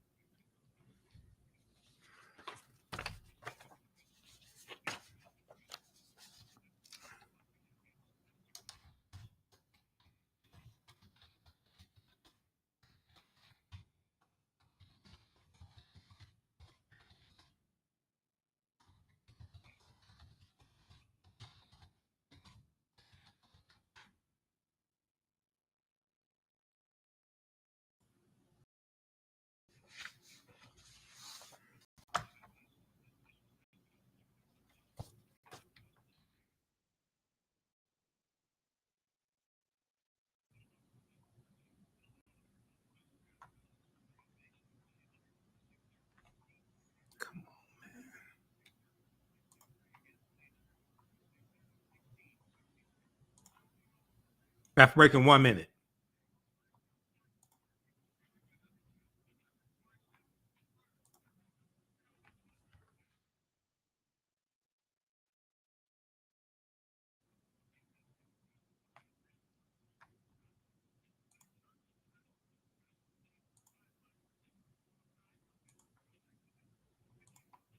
Back from break in 1 minute. Welcome back to the African History Network show right here on 910 AM Superstation, the Future Radio. Okay. We were talking about this article right before the break from Reuters.com. And this piece deals with a renewed call for reparations from Caribbean nations, okay, after the death of Queen Elizabeth II. The name of this article, once again, session stirs Caribbean calls for reparations, removal of monarch as head of state. Okay, so if we go back to where we left off right before the break, we know that when then Prince Charles attended the ceremony of Barbados becoming a republic, he mentioned the atrocity of slavery. Okay. He acknowledged the appalling atrocity of slavery, didn't offer an apology. However. Now, Nyambi Hall Campbell said she hopes King Charles would lead in a way reflecting the, quote, justice required of the times, and that justice is reparatory. End quote. Now, more than 10 million Africans were shackled in the transatlantic slave trade. Transatlantic slave trade database puts it at 4.5 million. Many people think that's still undercounting it. Between the 15th and 19th centuries, those who survived the brutal voyage were forced to labor on plantations in the Caribbean and the Americas, like in Brazil.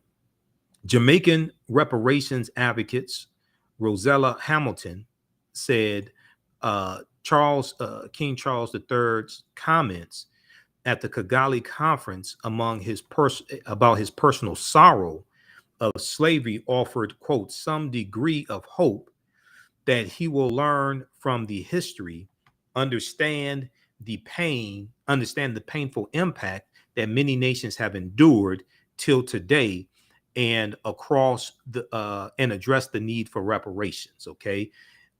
She said it offers some degree of hope that he will learn from the history, understand the painful impact that many nations have endured till today, and address the need for reparations.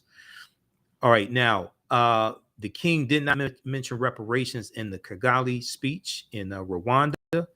The Advocates Network, which Hamilton coordinates, published an open letter calling for apologies and reparations during William and Kate's visit. The Queen's grandchildren have the chance to lead the reparations conversation. Hamilton said. Now, Jamaica's government last year in 2021 announced plans to ask Britain for compensation for forcibly transporting an estimated 600,000 Africans to work on sugarcane and banana plantations in Jamaica that created fortunes for British slaveholders. Quote, whoever will take over the position should be asked to allow the royal family to pay African people reparations, said David Denny, General Secretary of the Caribbean Movement for Peace and Integration from Barbados. Quote, we should all work towards removing the royal family as head of state of our nations, he said. I totally agree. The Commonwealth, kick them out as head of state. I totally agree. Jamaica has signaled it may soon follow Barbados in ditching royal rule, but remain members of the Commonwealth. An August 2022 survey showed 56% of Jamaicans favor removing the British monarch as the head of state. Michaela Phillips, opposition member of Jamaica's parliament in 2020, filed a motion backing the removal. Quote, I am hoping, as the prime minister has said in one of his expressions, that he would move faster when there is a new monarch in place, Phillips said on Thursday. Okay, so check out the rest of this article here. You're going to see a lot more talk about this, a lot more articles regarding this. Charles' secession stirs Caribbean calls for reparations, removal of monarch as head of state. Okay. All right. Now, there was a really good article from CNN. Good article from CNN called "Cloud of Colonialism Hangs Over Queen Elizabeth's Legacy in Africa." Cloud of Colonialism hangs over Queen Elizabeth's legacy in Africa. And I posted this on, I think I posted on my personal page on Facebook. Okay. I don't remember if I posted on our fan page or not. But this ties into this next clip that I want to go to. Now, this clip here, I actually posted on my Instagram page, Michael Imhotep on Instagram. And we posted this on our Facebook fan page, the African History Network. Okay. And this deals with mixed feelings. This deals with mixed feelings that Africans have regarding the passing of Queen Elizabeth. Let's go to clip 2, Giovanni. There's a complicated legacy on the African continent. The fairy tale is that Queen Elizabeth went up the treetops here in Kenya, a princess, and came down a queen, because it's when she was here in Kenya, learned that her dad had died and she was to be the queen. But that also was the start of the 8 years after that the Kenyan colonial government cracked down. The British colonial government cracked down brutally on the Mau Mau rebellion against the colonial administration. They herded more than 1 million people into a concentration camp where they were tortured and dehumanized. And so across the African continent, there have been people who are saying, I will not mourn for Queen Elizabeth because my ancestors suffered great atrocities under her people and that she never fully acknowledged that. And that is why among African Twitter, among Black Twitter and other social media, there's been many people who are ungovernable with takes that maybe don't quite follow the official state religion, which is why you see a statement like this from the South African opposition party, the Economic Freedom Fighters, that said, we do not mourn the death of Elizabeth because to us, her death is a reminder of a very tragic period in this country and Africa's history. During her 70-year reign as queen, she never once acknowledged the atrocities that her family inflicted on native people that Britain invaded across the world. If there is really life and justice after death, may Elizabeth and her ancestors get what they deserve. There are people on social media who are calling out this sort of statements for saying this is not the right time, you should honor the dead. But the critics say, when is really the right time to talk about the legacy of colonialism and the many, many after effects that continue to live with us today? But many African leaders are paying tributes to Queen Elizabeth, including the Kenyan President-elect William Ruto, who's called her 70-year reign and guiding of the Commonwealth as admirable. You saw, for instance, a statement from President Muhammadu Buhari of Nigeria that said, my family and the more than 200 million Nigerians have learned with immense sadness of the passing of Queen Elizabeth and the end of her unique and wonderful 70-year reign. She was the only British sovereign known to 90% of our population. And while there are people who supported President Buhari for that, he has gotten a lot of criticism for that sort of sentiment. To use the slang of the times, he's gotten racial for many people seeing him ignoring the impact of British colonialism in Nigeria, Michael. Yeah, honoring the woman, but acknowledging the stain of colonialism. Okay, that was a clip from CNN dealing with that history. In the piece that I shared from the New York Times, dealing with in Africa, the Queen's death renews a debate about the legacy of the British Empire. They have the statement from the Economic Freedom Fighters in South Africa, and they have a link to the Twitter page where you can read their full statement. Okay, so check that out, because they said they don't mourn the death of Queen Elizabeth as well. South Africa was a colony of Great Britain. I can't say that I blame them. A few minutes ago, before a couple of breaks ago, we talked about briefly this article from the Huffington Post, which deals with Sonny Hostin of The View. And I posted this article on our fan page, the African History Network. It got over 5,500 likes. And I said, speak, my sister, speak. I totally agree with Sonny Hostin's comments. And I appreciate her, a celebrity of her stature. I appreciate her using her platform to speak truth to power and push this out in the forefront. The View host Sonny Hostin criticizes Queen Elizabeth II for crown of pillaged jewels. Hostin also defended a since deleted tweet from Nigerian-born Carnegie Mellon professor Uju Anya, who hoped the Queen's death was quote unquote excruciating. Okay, and here's Sonny Hostin. When Queen Elizabeth II died Thursday at 96, in her book Scottish Residence, in her Scottish residence of Balmoral, thousands of Brits took to the streets in mourning. Not all were as grief-stricken as Daniel Craig, however, as The View co-host Sonny Hostin made sure to remind viewers on Friday.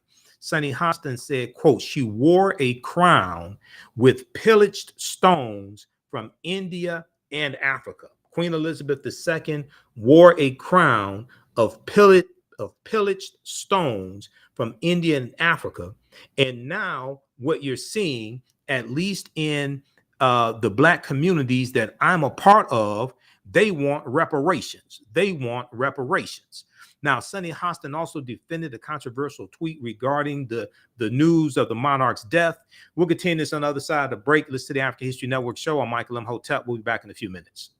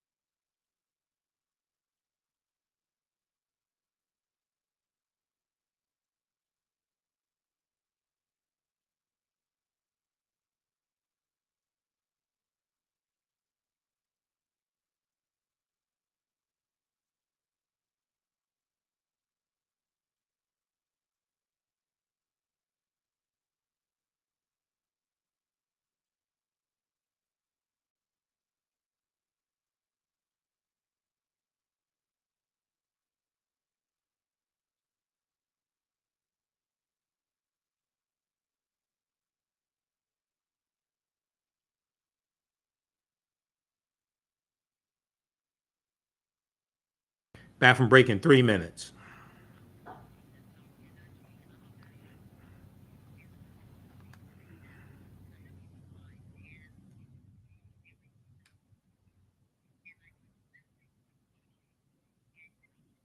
Okay, who still needs to register for the online history classes I teach on Saturdays and Sundays? Well, actually, this time around is Thursday and Tuesday. We'll post a link here. Back from break in 2 minutes. We'll post a link here.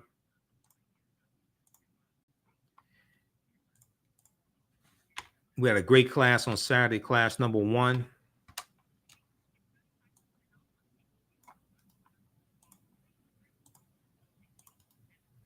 Ancient Kemet, the Moors, and the Ma'afa, understand the transatlantic slave trade, what they didn't teach you in school. And if you go to our website, we have the information there right on the homepage of our website.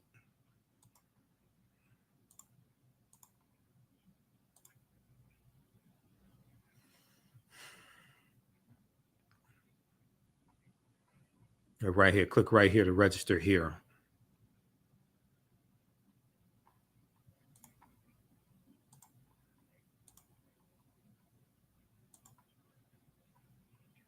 Back from break in 1 minute.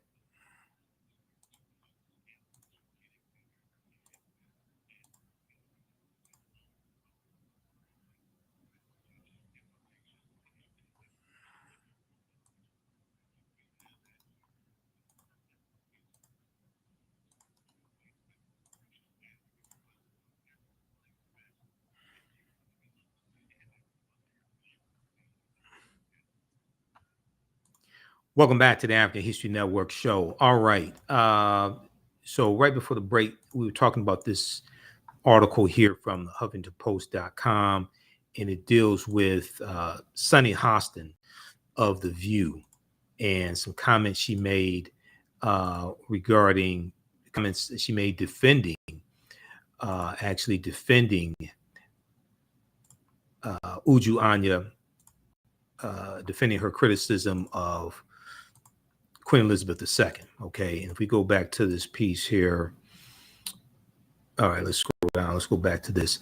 Okay, so Sonny Hostin also defended the controversial tweet regarding the news of Queen Elizabeth's death, which has been deleted by Twitter from Nigerian-born Carnegie Mellon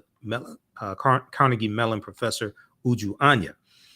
Now, Sonny Hostin defeated the tweet by arguing that it was, quote, it was a thieving, raping, genocidal empire, before adding, quote, we can mourn the queen and not the empire. We can mourn the queen and not the empire. Now, I've seen a couple of articles making that point. We can mourn the queen and not the empire. Okay, I'm not mourning either one of them. You know, my queen died in 2018. Her name was Aretha Franklin. So, as a matter of fact, when I posted on our Facebook fan page, The African History Network, I did a post, and it said that somebody asked me, because I saw African Americans posting, and they were praying for the queen and things like that. And one post that I did said that you should pray that Queen Elizabeth gives reparations to the nations that were colonies of Great Britain, and or pray that she pushes for reparations, maybe not give, but pushes for reparations before she passed away. And then also I post, I'm gonna pull these up quickly here. I did one post where, now that post got over 2,700 likes on our Facebook fan page, The African History Network. I also did one where I said that somebody asked me if I was praying for the queen, and I said, for what? Aretha Franklin's already an ancestor, because that's the queen right there, Aretha Franklin. She died in Detroit in 2018. Let me blow this up. This is on my personal page, Michael Imhotep. So we have this right here. We have this post that I did on September 8th. Okay, and it got hundreds of likes on our fan page. Stranger, Michael Imhotep, are you praying for the queen? Me, for what? Aretha Franklin's already an ancestor, right? So, and then I did this post here. They got over 2,700 likes on our fan page, The African History Network. So if you don't follow us on our Facebook fan page, The African History Network, you definitely should. This one, let me see, this other post that I did, it said, let me go to this, hold on. This other post dealt with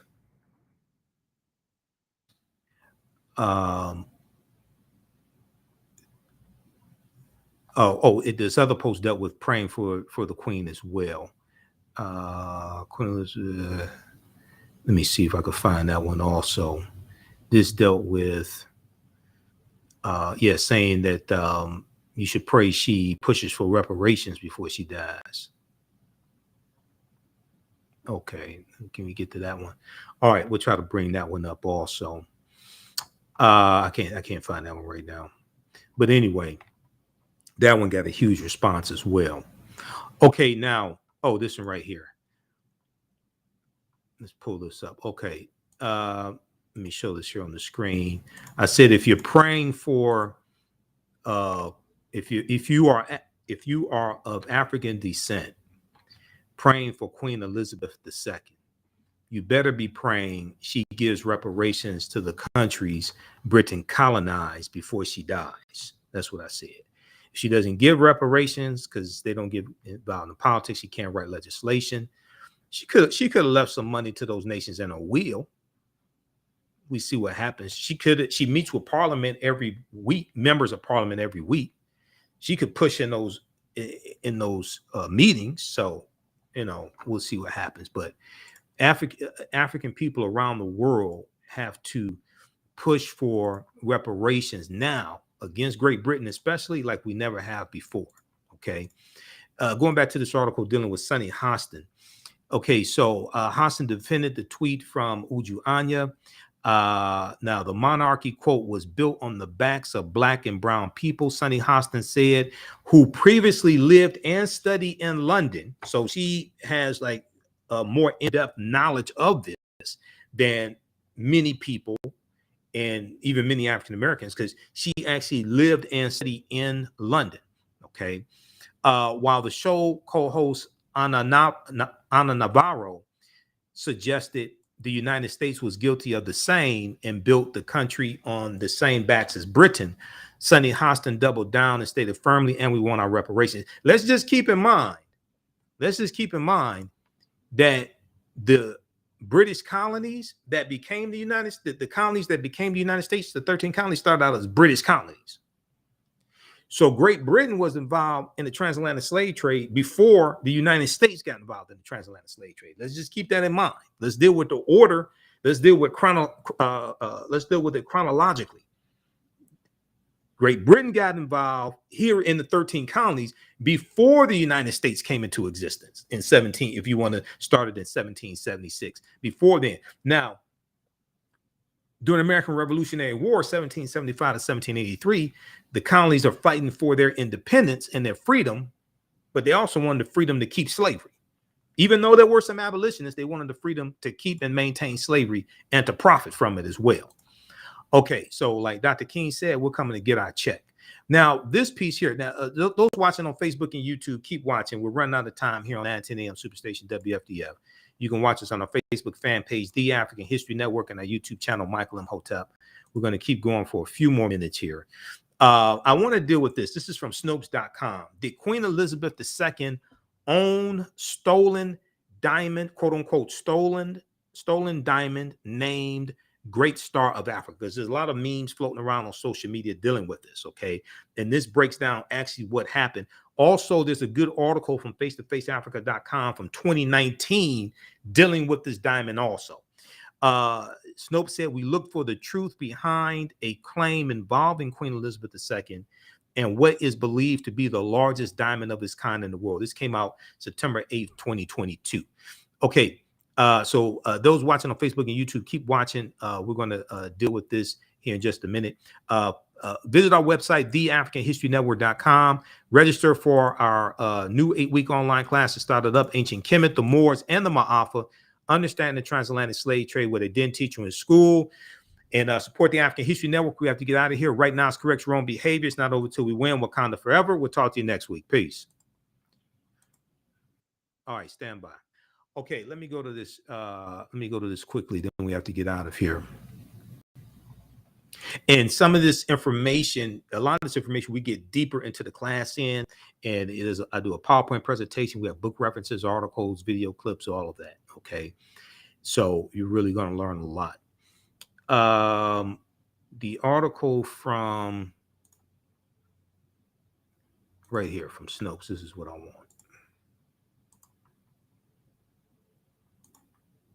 From Snopes.com.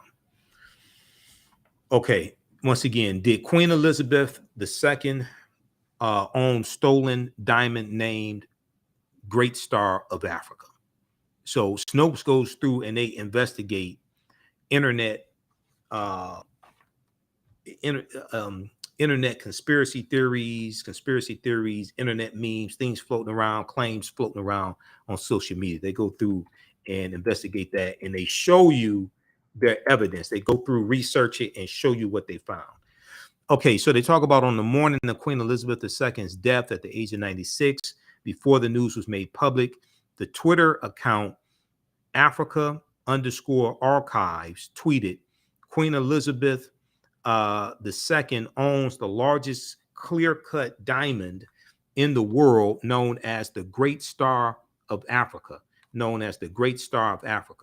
530-carat gem was mined in South Africa in 1905. It was stolen from South Africa.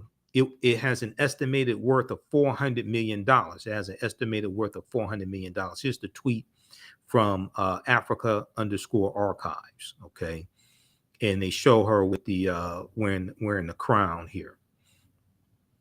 All right, now the rumor then continued in the second tweet that said the British claim that it was given to them as a symbol of friendship and peace, yet it was during colonialism. The British claim that it was given to them as a symbol of friendship and peace, yet it was during colonialism. The British then replaced the name. Replaced the name, the Great Star of Africa, with the name of Chairman of the Mine, Thomas Cullinan, Cullinan. The British replaced the name, the Great Star of Africa, with the name of the Chairman of the Mine, Thomas Cullinan, the Diamond Mine. Okay, so and then they show the diamond here and the crown. Okay, now in this story, we'll take a look at all of the facts regarding the history of the diamond, including its discovery, purchase, transfer, and controversy. Now, the Cullinan diamond on January 26, 1905, a 3,106 carat diamond was discovered in the premier mine in the Transvaal province of South Africa. It was given the name Cullinan after the mine's chairman. Thomas Cullinan. He was born in South Africa, according to author Nigel Helm's 1974 biography of the diamond magnet. Now, according to Britannica.com, the original uncut Cullinan diamond was then purchased by the local Transvaal government and was presented in 1907 to the reigning British monarch, King Edward VII. The 1907 purchase was made for 150,000 pounds, CullinanDiamond.com reported. Now, in Helm's biography of Cullinan, he wrote that the original uncut diamond was sent to London in April 1905 and was, quote, officially presented to King Edward VII on November 9th, 1907. In 1908, Ashers of Amsterdam cut and polished the diamond into 9 large stones and about 100 smaller stones. All of the stones are now part of British regalia, according to Britannica.com. So the 9 large stones and approximately 100 smaller stones are all now part of British regalia, according to Britannica.com. Now, the Great Star of Africa was the largest stone cut from the Cullinan diamond at 530.2 carats. It is the largest clear-cut diamond in the world. It is the largest clear-cut diamond in the world. According to historical records, it is also known as Cullinan I, First of Africa, or Cullinan I, or it's known as First of Africa, or simply just Star of Africa, First Star of Africa, or simply just Star of Africa. It's unclear when each of these names originated. Now, it's true that Queen Elizabeth II owned the Great Star of Africa. The diamond part of the British crown jewels is currently part of the sovereign's scepter, also sometimes referred to as the emperor. It also sometimes referred to as the imperial scepter or royal scepter. Okay, so the diamond part of the British crown jewels is currently part of the royal scepter. And here is a picture here. Now, this photograph shows the Great Star of Africa in the scepter, and other crown jewels was captured around the coronation of Elizabeth II in June 1953. Okay, so we see it here in the scepter. Now, the 317.4 carat lesser star of Africa, also known as Cullinan II, was also cut from the Cullinan diamond and is part of the British-owned imperial state crown. A Google search produced varying estimates for the value of the Great Star of Africa, such as $400 million and $2 billion. Its approximate worth is unclear. However, yes, the largest diamond of its kind in the world is worth a lot of money, to say the least. So we get to the question of, was the diamond stolen? Was the diamond stolen? Now, as for the accusation that the Great Star of Africa was stolen, this rumor needs some context. As previously mentioned, historical records indicate that the Transvaal government in South Africa purchased the original diamond and then presented it to the British monarchy. An article printed in 1995 by the Birmingham Post, summarized the controversy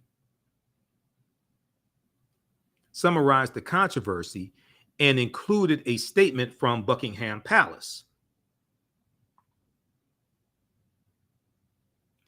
Give back Great Star of Africa, says townships.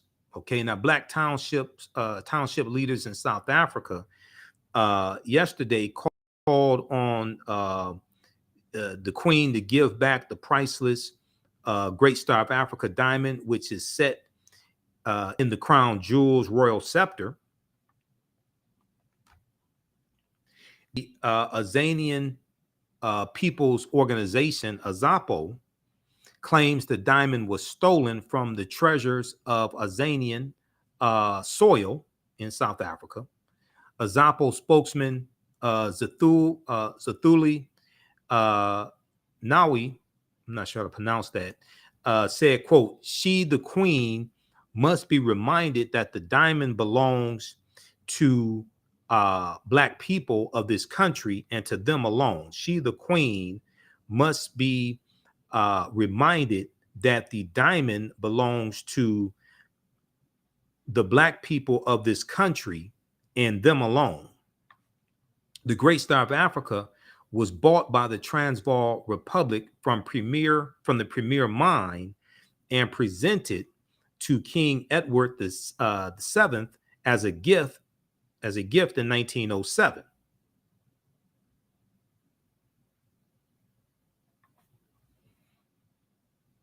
Said a Buckingham Palace spokeswoman.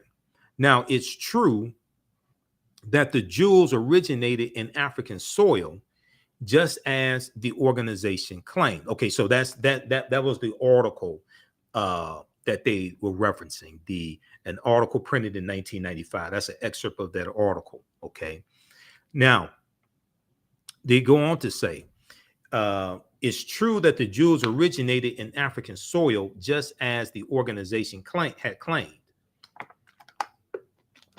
Whether or not all of the details surrounding the purported purchase and transfer of the jewels constituted a theft would appear to be matter of opinion.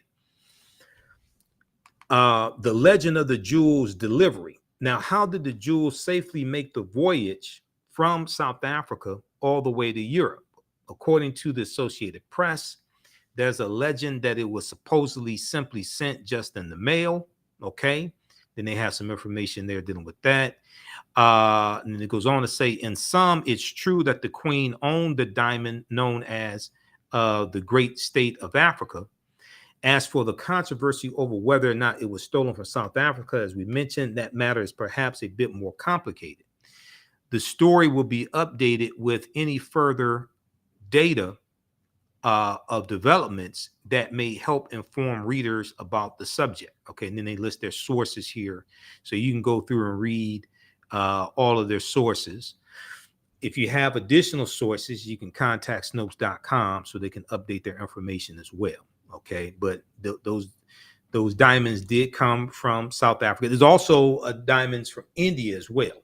They did come from there as well. So the original post said, okay, there was okay, owns and it said it was stolen from South Africa. It was worth but they said that it was I think they said it was purchased, but at a time when South Africa was a colony. Okay, so it'll be interesting if King Charles III makes some statements about this and talks about where this came from. And if he can't talk about, he should be able to talk about it. But if he can't, somebody in Parliament should. Prime Minister should be able to talk about it. Okay, the new Prime Minister should be able to talk about it as well. Okay, now there was a good article from face-to-faceafrica.com, and I saw them post this on their Instagram page. Let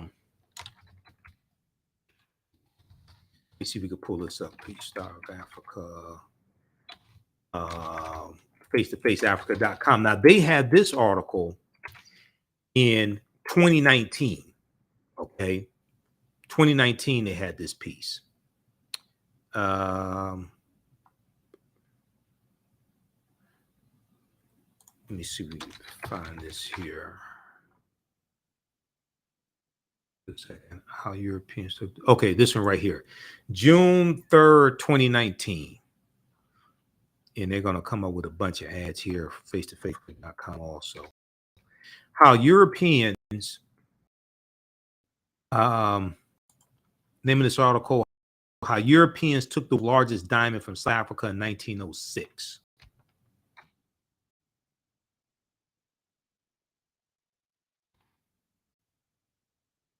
Okay, this is from June 3rd, 2019. Let's look at this quickly here from face-to-faceafrica.com. Give us a thumbs up, give us a heart, give us a like on this if you like this broadcast. Those watching on Facebook and YouTube.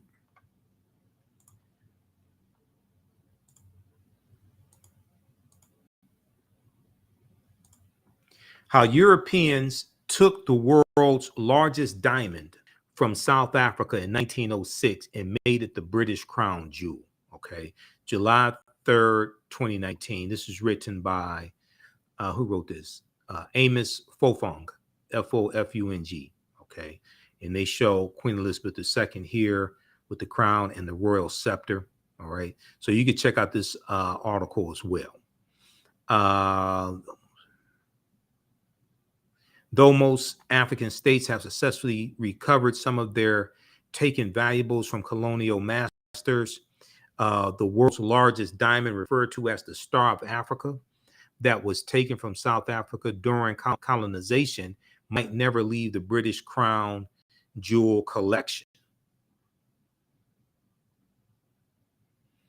Okay, so read this piece also.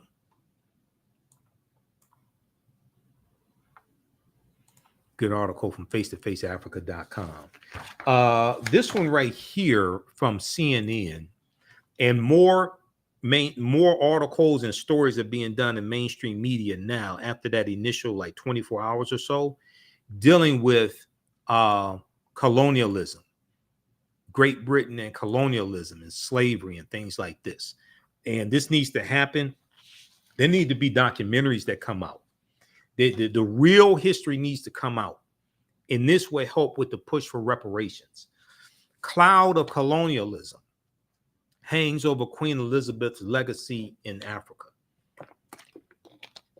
This came out Saturday, September 10th, 2022. Now, here is a picture.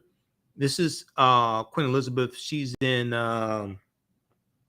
Kenya. I think she's in Kenya here. This picture here, okay, with the African troops in Kenya.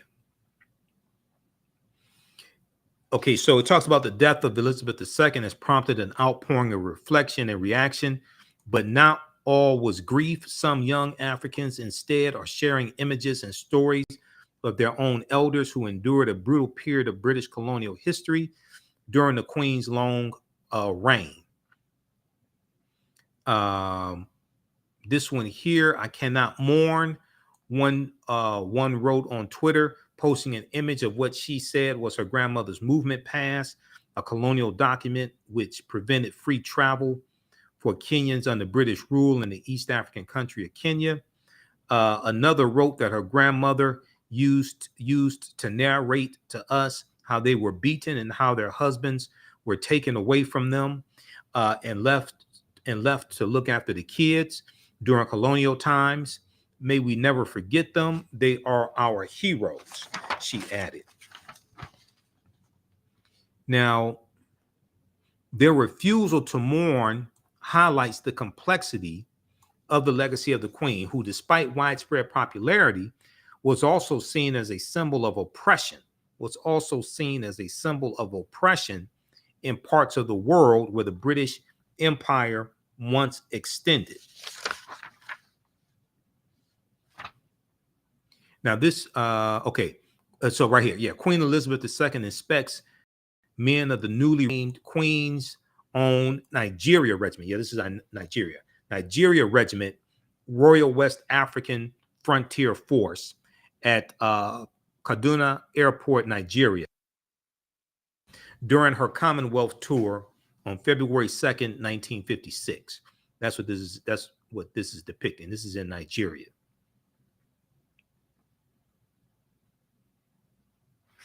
Now, Kenya, which had been under British rule since 1895, was named officially as a colony in 1920 and remained that way until it won independence in 1963. Among the worst atrocities under British rule occurred during the Mau Mau uprising, or the Mau Mau rebellion, which started in 1952, the year Queen Elizabeth II took the throne. The colonial administration at the time carried out extreme acts of torture, including castration and sexual assault in detainment camps, where as many as 150,000 Kenyans were held. Elderly Kenyans who sued for compensation in 2011 were ultimately awarded 19.9 million British pounds by a British court to split between the more than 5,000 claimants. So it was about I think it was about 5,300 claimants in that lawsuit.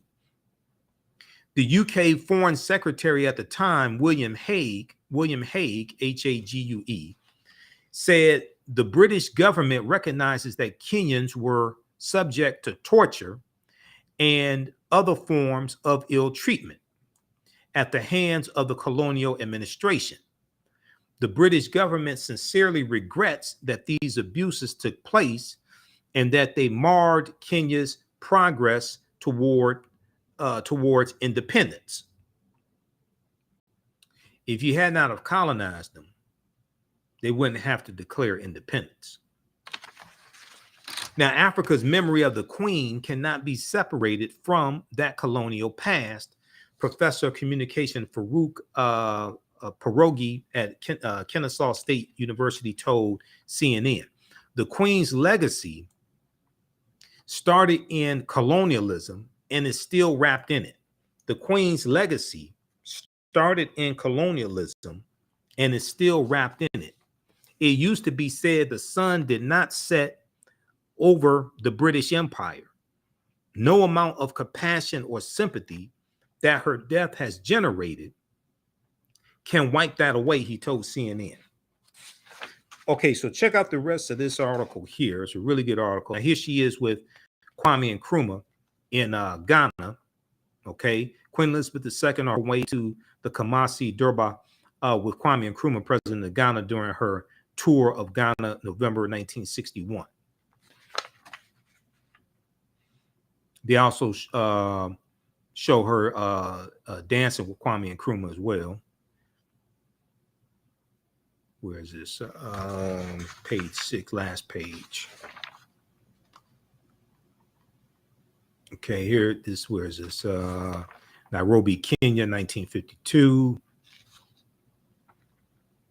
Okay, right here. Yeah, she's dancing with Kwame Nkrumah.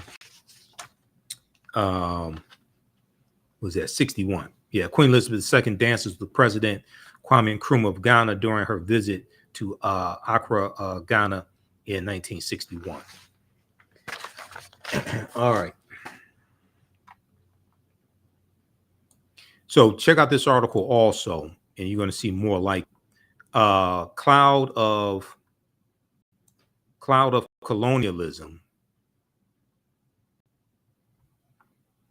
What's the name of this? Cloud of Colonialism hangs over Queen Elizabeth's legacy in Africa.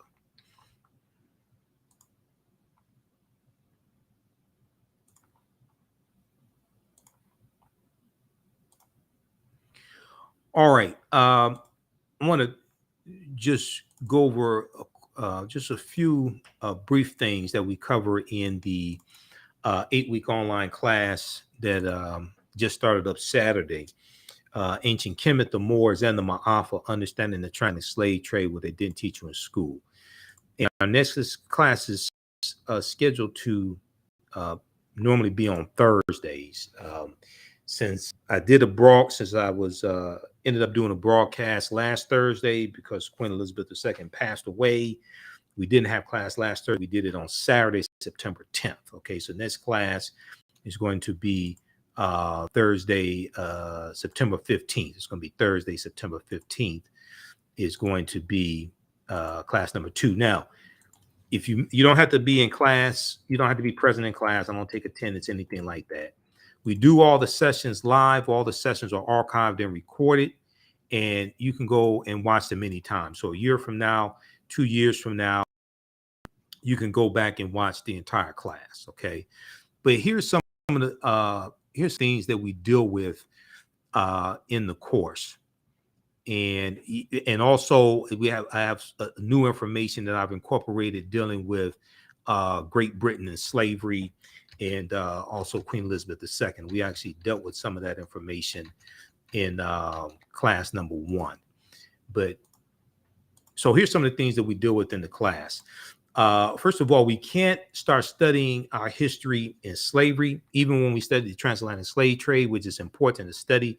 We can't start studying in 1619 or in the 1440s when the Portuguese get involved. We have to understand the history chronologically and deal with the 800-year occupation of Europe by the Africans known as the Moors, who entered the Iberian Peninsula, today known as Spain and Portugal, in 711 AD.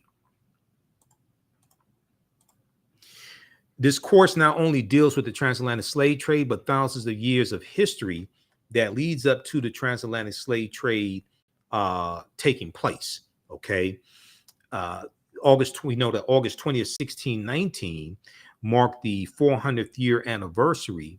August 20th, 2019, I should say, marked the 400th year anniversary of those 20 and odd Africans who came into Point Comfort on the White Lion pirate ship, August 20th, 2019. Okay. In what will later be called the colony of Virginia,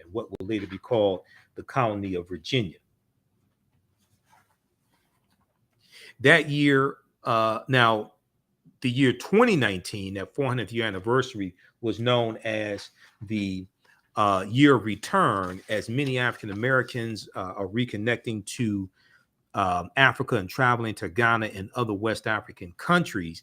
When we discuss the transatlantic slave trade, we have to first understand that African people are the original people of North, Central, and South America, and have been in the land we call the United States of America at least 51,700 years. And I referenced Dr. David Imhotep's book, The First Americans Were Africans, Documented Evidence, as well. And he's a friend of mine. I've interviewed him probably about 13, 14 times. And we look at a lot of archaeological discoveries in the class also. And that's what we're going to look at in class number 2. So some of the things we look at in the class, the 800-year occupation of Europe by the Africans known as the Moors, shocking archaeological discoveries that are causing experts to rethink everything. We look at the role that insurance companies played also in insuring the slave ships as well as enslaved Africans on the plantations. We look at Freemasonry in America and the founding fathers, the origin of the term America and Africa. What was the transatlantic slave trade? What were some of the events that led up to the transatlantic slave trade taking place? What role did Christopher Columbus play? Because Columbus is crucial to understanding the spread of the transatlantic slave trade, as well as King Charles V and the Asiento de Negros that he signed in August of 1518, which really caused the spread of the transatlantic slave trade.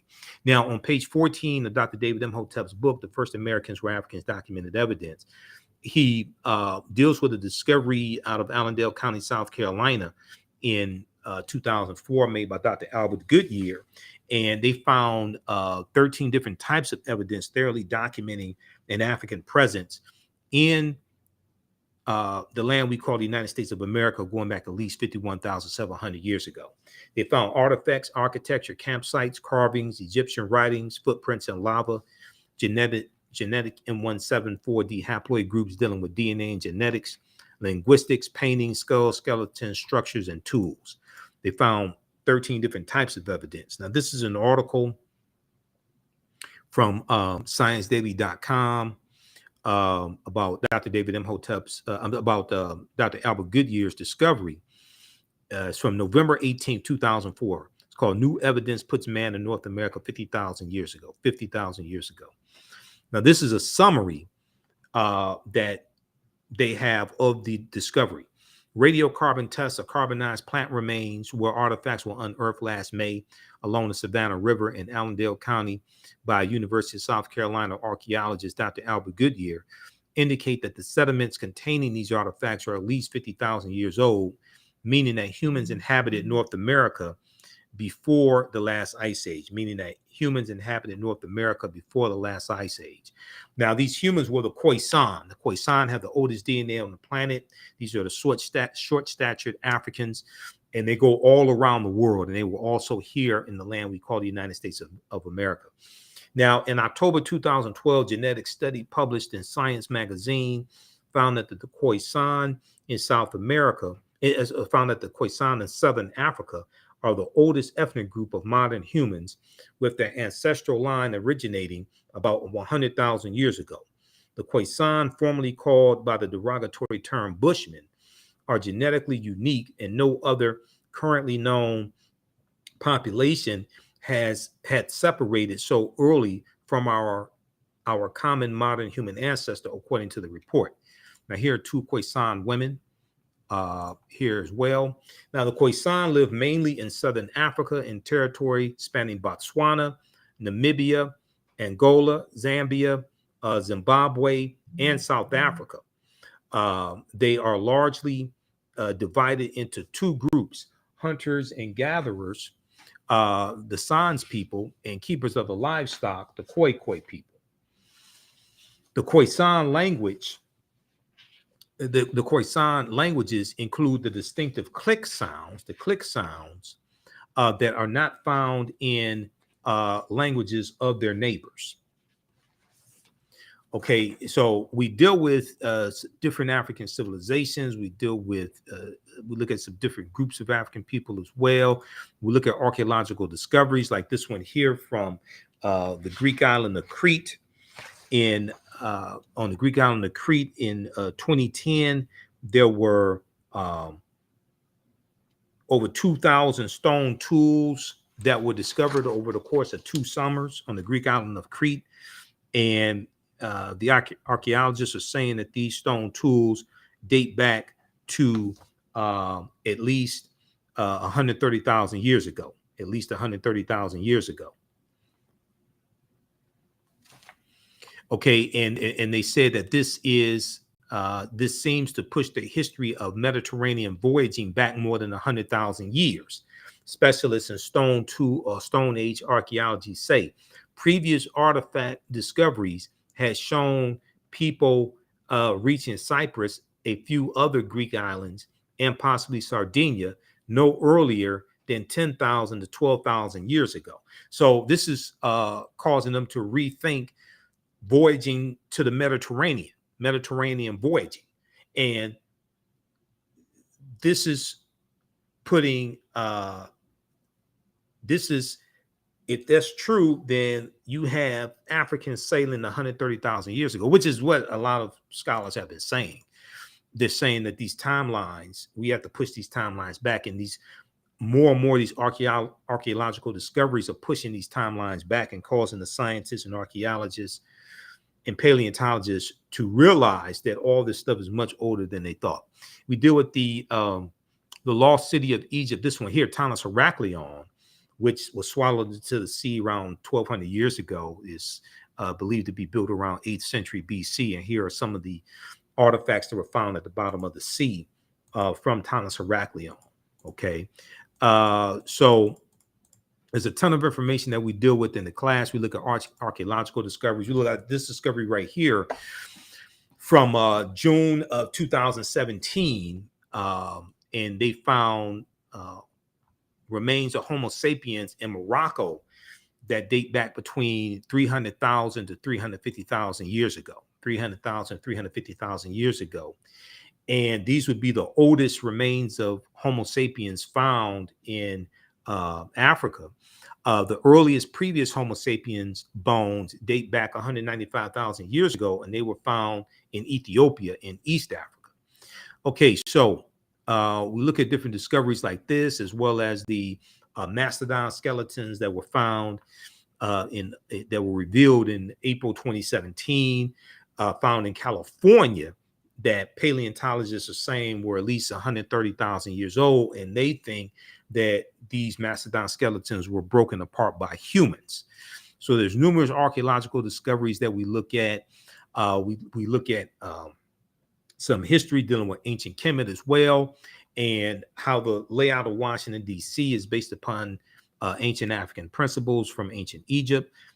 We know that many of the founding fathers were Freemasons. We know that 50 of the 56 signers of the Declaration of Independence were Freemasons, and Freemasonry has its origins in ancient Kemet. The Washington Monument is a Tekken, is an African symbol of the resurrection of the African king or Nasubiti Asar from the mythology of Asar, Aset, and Heru. There are about 1,200 Tekkenu all throughout ancient Kemet. You have obelisks or Tekken in London, England, New York City, and Paris, France. In ancient Egyptians called obelisks Tekkenu, and Tekkenu for plural, and they were also used to tell the time in the past. The pinnacles were basically covered in gold to reflect the sunlight. Historians say the obelisk represented immortality and eternity, and their long structure helped connect the heavens and the earth. Now, currently, Cleopatra's Needle is the name given to 3 ancient Egyptian obelisks or Tekkenu, one in New York City, one in London, England, and one in Paris, France. However, they did not all come from one Egyptian site. The obelisks in New York and London are carved out of red granite from the quarries of Aswan, a major source of stone for Egyptian antiquities. The 2 obelisks were commissioned by Nasubiti or Pharaoh Thutmose III for the Temple of the Sun in Heliopolis near modern-day Cairo, with each weighing about 224 tons and 68 feet tall. So these were stolen from Africa. Okay, there's an article from face-to-faceafrica.com, Cleopatra's Needle, how 3 ancient Egyptian obelisks ended up in New York City, London, and Paris. Okay, so we deal with the first Holy Trinity, Asar, Aset, and Heru, who the Greeks called Osiris, Isis, and Horus. And there were approximately 1,200 Tekkenu built in Kemet in ancient times, but only about a dozen are found in Egypt today. Many of the Tekkenu removed from Egypt are now in Istanbul, Turkey, London, England, Paris, France, Berlin, Germany, New York, Rome, Italy, Vatican City, and elsewhere throughout the world. The Tekkenu are now called obelisks by their new owners, and few know their origin or that they symbolize the resurrection of the African king Asar. If you read Egypt on the Potomac by Tony Browder, page 17, he deals with that history, okay? Now, when we look at Freemasonry, the word Mason is derived from the Latin words mass and sun. Mason means child of light and expresses the desire to pursue light, which is a metaphor for the sun, which symbolizes knowledge. The term child of light or sons and daughters of light was first used to identify students who had completed 42 years of study in the temples of ancient Kemet, ancient Egypt. Many Masonic temples were modeled after the temples in ancient Kemet, places where light or knowledge was imparted in a series of steps or degrees. So the concept of going to an institution of higher learning and getting your credentials in a series of degrees, associate's degree, master's degree, PhD, bachelor's degree, etc. That comes from ancient Kemet. Okay, that comes out of ancient Kemet. That comes out of ancient Egypt. So we go through and we look at different things like this in different parts of history. This is Queen Charlotte Sophia, who I talked about, who's the wife of King George III, and she was grandmother to Alexandria I, who became Queen Victoria I also. One of her granddaughters, Alexandria I, became Queen Victoria I. This is a famous painting of Queen Charlotte Sophia done by Sir Allan Ramsays in 1762. Okay, and the older the paintings, the more Africoid features she has. The more Africoid features she has, the more she looks of African descent.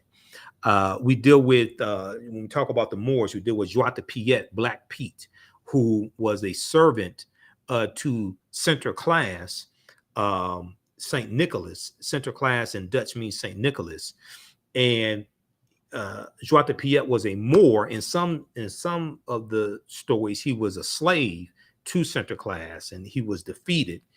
And this deals with the history of the Moors and being conquered by Europeans and conquered in Spain, etc. But they have this parade in the Netherlands from November through December 5th of Europeans dressed in blackface and wearing Afro wigs, and they are imitating Joie de Piet, Black Pete. Okay, and this is making fun of the Moors. This is very dehumanizing. There are more protests each year around this as well. Protests against this also, saying that it's racist. But this happens now. Every November, December, you see stories about this. We deal with things like why is Christmas celebrated on December 25th? Nowhere in the Bible. Now, this may go outside the circumference of some people's awareness. Just because you never heard it before, disagree with it, or don't like it, does not mean it's not true. But nowhere in the biblical text does it state that Yeshua or Jesus the Christ was born on December 25th, because the letter J wasn't created until 1630 AD. The letter J is derived from the letter I. Okay, so we do it, that history. We talk about the film Black Panther as well, and the African influences that we see in the film Black Panther, and how the deity of Bastet, the Neter Bastet, comes from, or Bast, the Panther deity in Black Panther, Bast, comes from Bastet. Okay, comes from Bastet, and this is straight out of ancient Kemet. Okay, this is straight out of ancient Kemet, ancient Egypt. Bastet was a ancient Kemetic deity worshipped in the form of a lioness first, and then later a cat. And she was the Neter, or goddess of warfare, in Lower Kemet. She was worshipped as early as 2890 BCE, before the Common Era. Okay, so we deal with the film Black Panther. We deal with the word, what the word Wakanda is, because Wakanda, what the word Wakanda means, because Wakanda is a real word. Also, it means possesses secret powers. We see the word Wakanda in the Omaha, Ponca, and Sioux Indian, Native American languages as well. We deal with things like Hannibal Barca and the Carthaginians and the Punic Wars, and fighting against Rome and Publius Cornelius Scipio Africanus, and why Africa is not named after Publius Cornelius Scipio Africanus. It's the other way around. People have it backwards. We look at civilizations like Carthage. We look at, Axum, Nubia, ancient Nubia, Ta-Nehisi. We look at Nubia some as well. Great Zimbabwe, which, and we know Zimbabwe later gets conquered by Great Britain Axum. So we go through and look at different civilizations. We deal with the 711 AD and 710 AD and 711 when the Moors go into the Iberian Peninsula, today known as Spain and Portugal. We get to see it geographically because Spain and Portugal is right above Morocco. Okay. And the Moors' ancestors were known as the Garamantes. These were Black African people living throughout North Africa. Hannibal Barca was Garamanti. Hannibal Barca of Carthage. The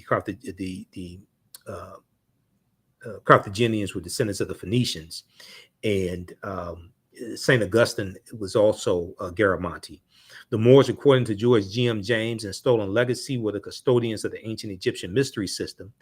These teachings will bring Europe out of the Dark Ages. These teachings will bring Europe out of the Dark Ages. So who were the Moors? What's the origin of the word Moor?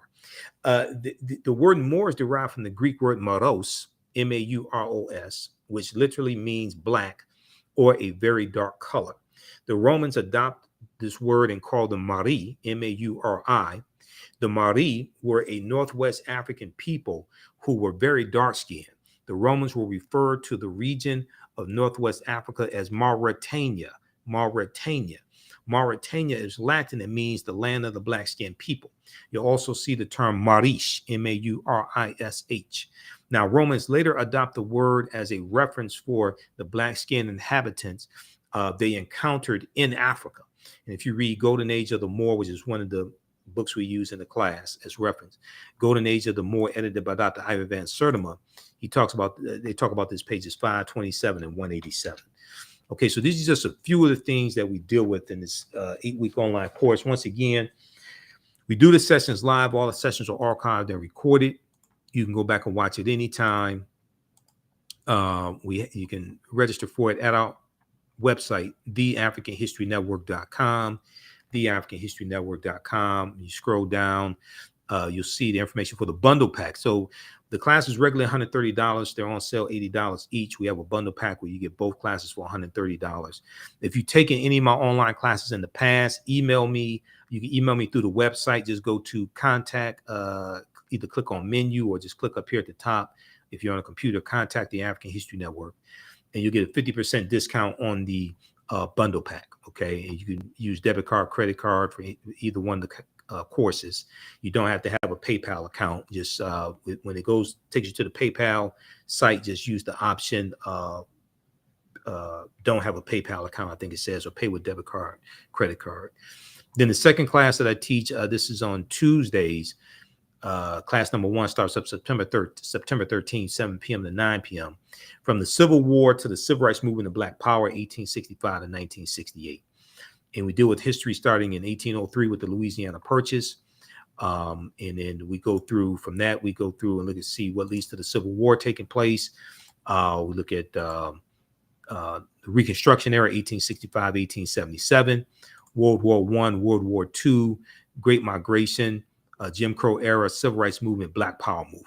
Okay, to understand what happened to us after slavery ended, what were the laws and policies put in place to put us in the predicament that we're in today, to understand where we need to go from here, to understand the laws and policies that need to be put in place so we know where we need to go from here as well. Okay, all right, so check that out.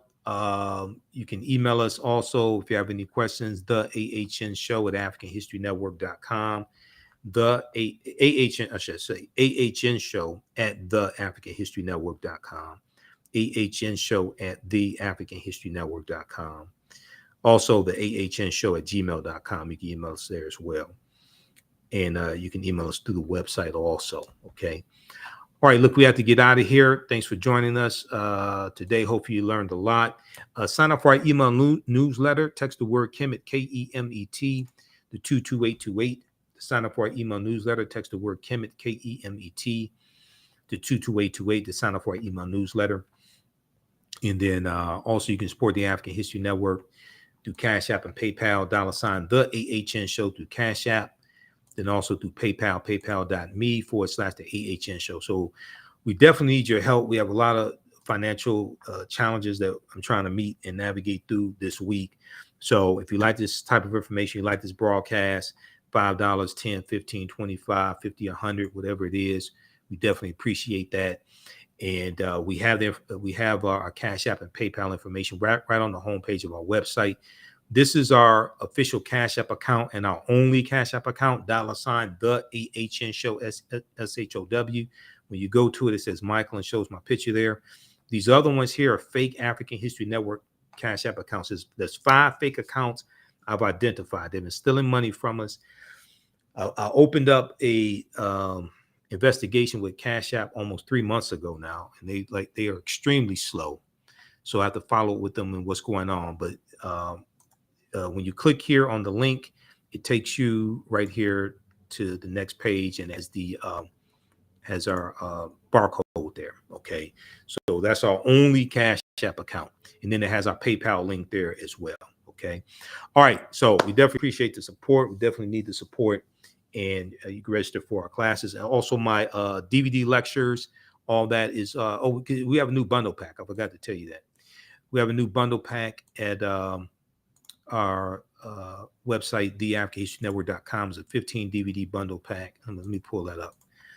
So I should have mentioned that at the beginning of the show. There's so much going on, and I've been doing so much research dealing with Britain and everything like that. But you scroll down the page. Do we have it? Did I put it on the page?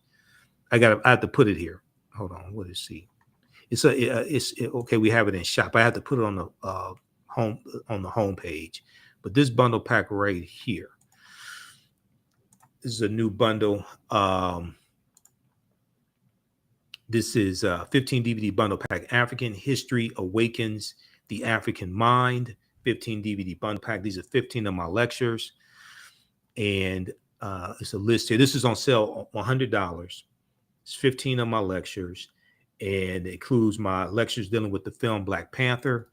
I did 3 on the film Black Panther. Breaking the Chains, Why We Celebrate Black History Month. That's a 3-hour presentation. Malcolm X, 50 years later, why is he still relevant? And then also my presentation dealing with the revolutionary Dr. King. You get the distortion of the legacy of Dr. Martin Luther King Jr. The revolutionary will not be televised on television. Lessons from the film Black Panther, economic guerrilla warfare and political self-defense. 6 principles of political self-defense, how laws and policies impact the economic conditions of African Americans. 13 forms of wealth, because I deal a lot with entrepreneurship here, because I taught entrepreneurship for 7 years. My degree's in business administration from Wayne State University here in Detroit. The 13 forms of wealth, keys to entrepreneurship and economic empowerment. Ancient Kemet, the winter solstice, and the history of Christmas. That's a 3-hour presentation there, which deals with the pre-Christian origins of Christmas. The first Americans were Africans, documented evidence. Is a double lecture that I did with Dr. David Imhotep here in Detroit, author of the book, The First Americans Were Africans, Documented Evidence. So he deals with some new research from his book, dealing with his book. Redistributing the Pain. This is a 4-hour presentation. Redistributing the Pain, how African Americans fought back with economic boycotts. This deals with a history of us using different types of economic withdrawal strategies to fight back against white supremacy and racism. This presentation right here is a 4-hour presentation. The Light of Ancient Egypt Awakens the African Mind and Economic Empowerment.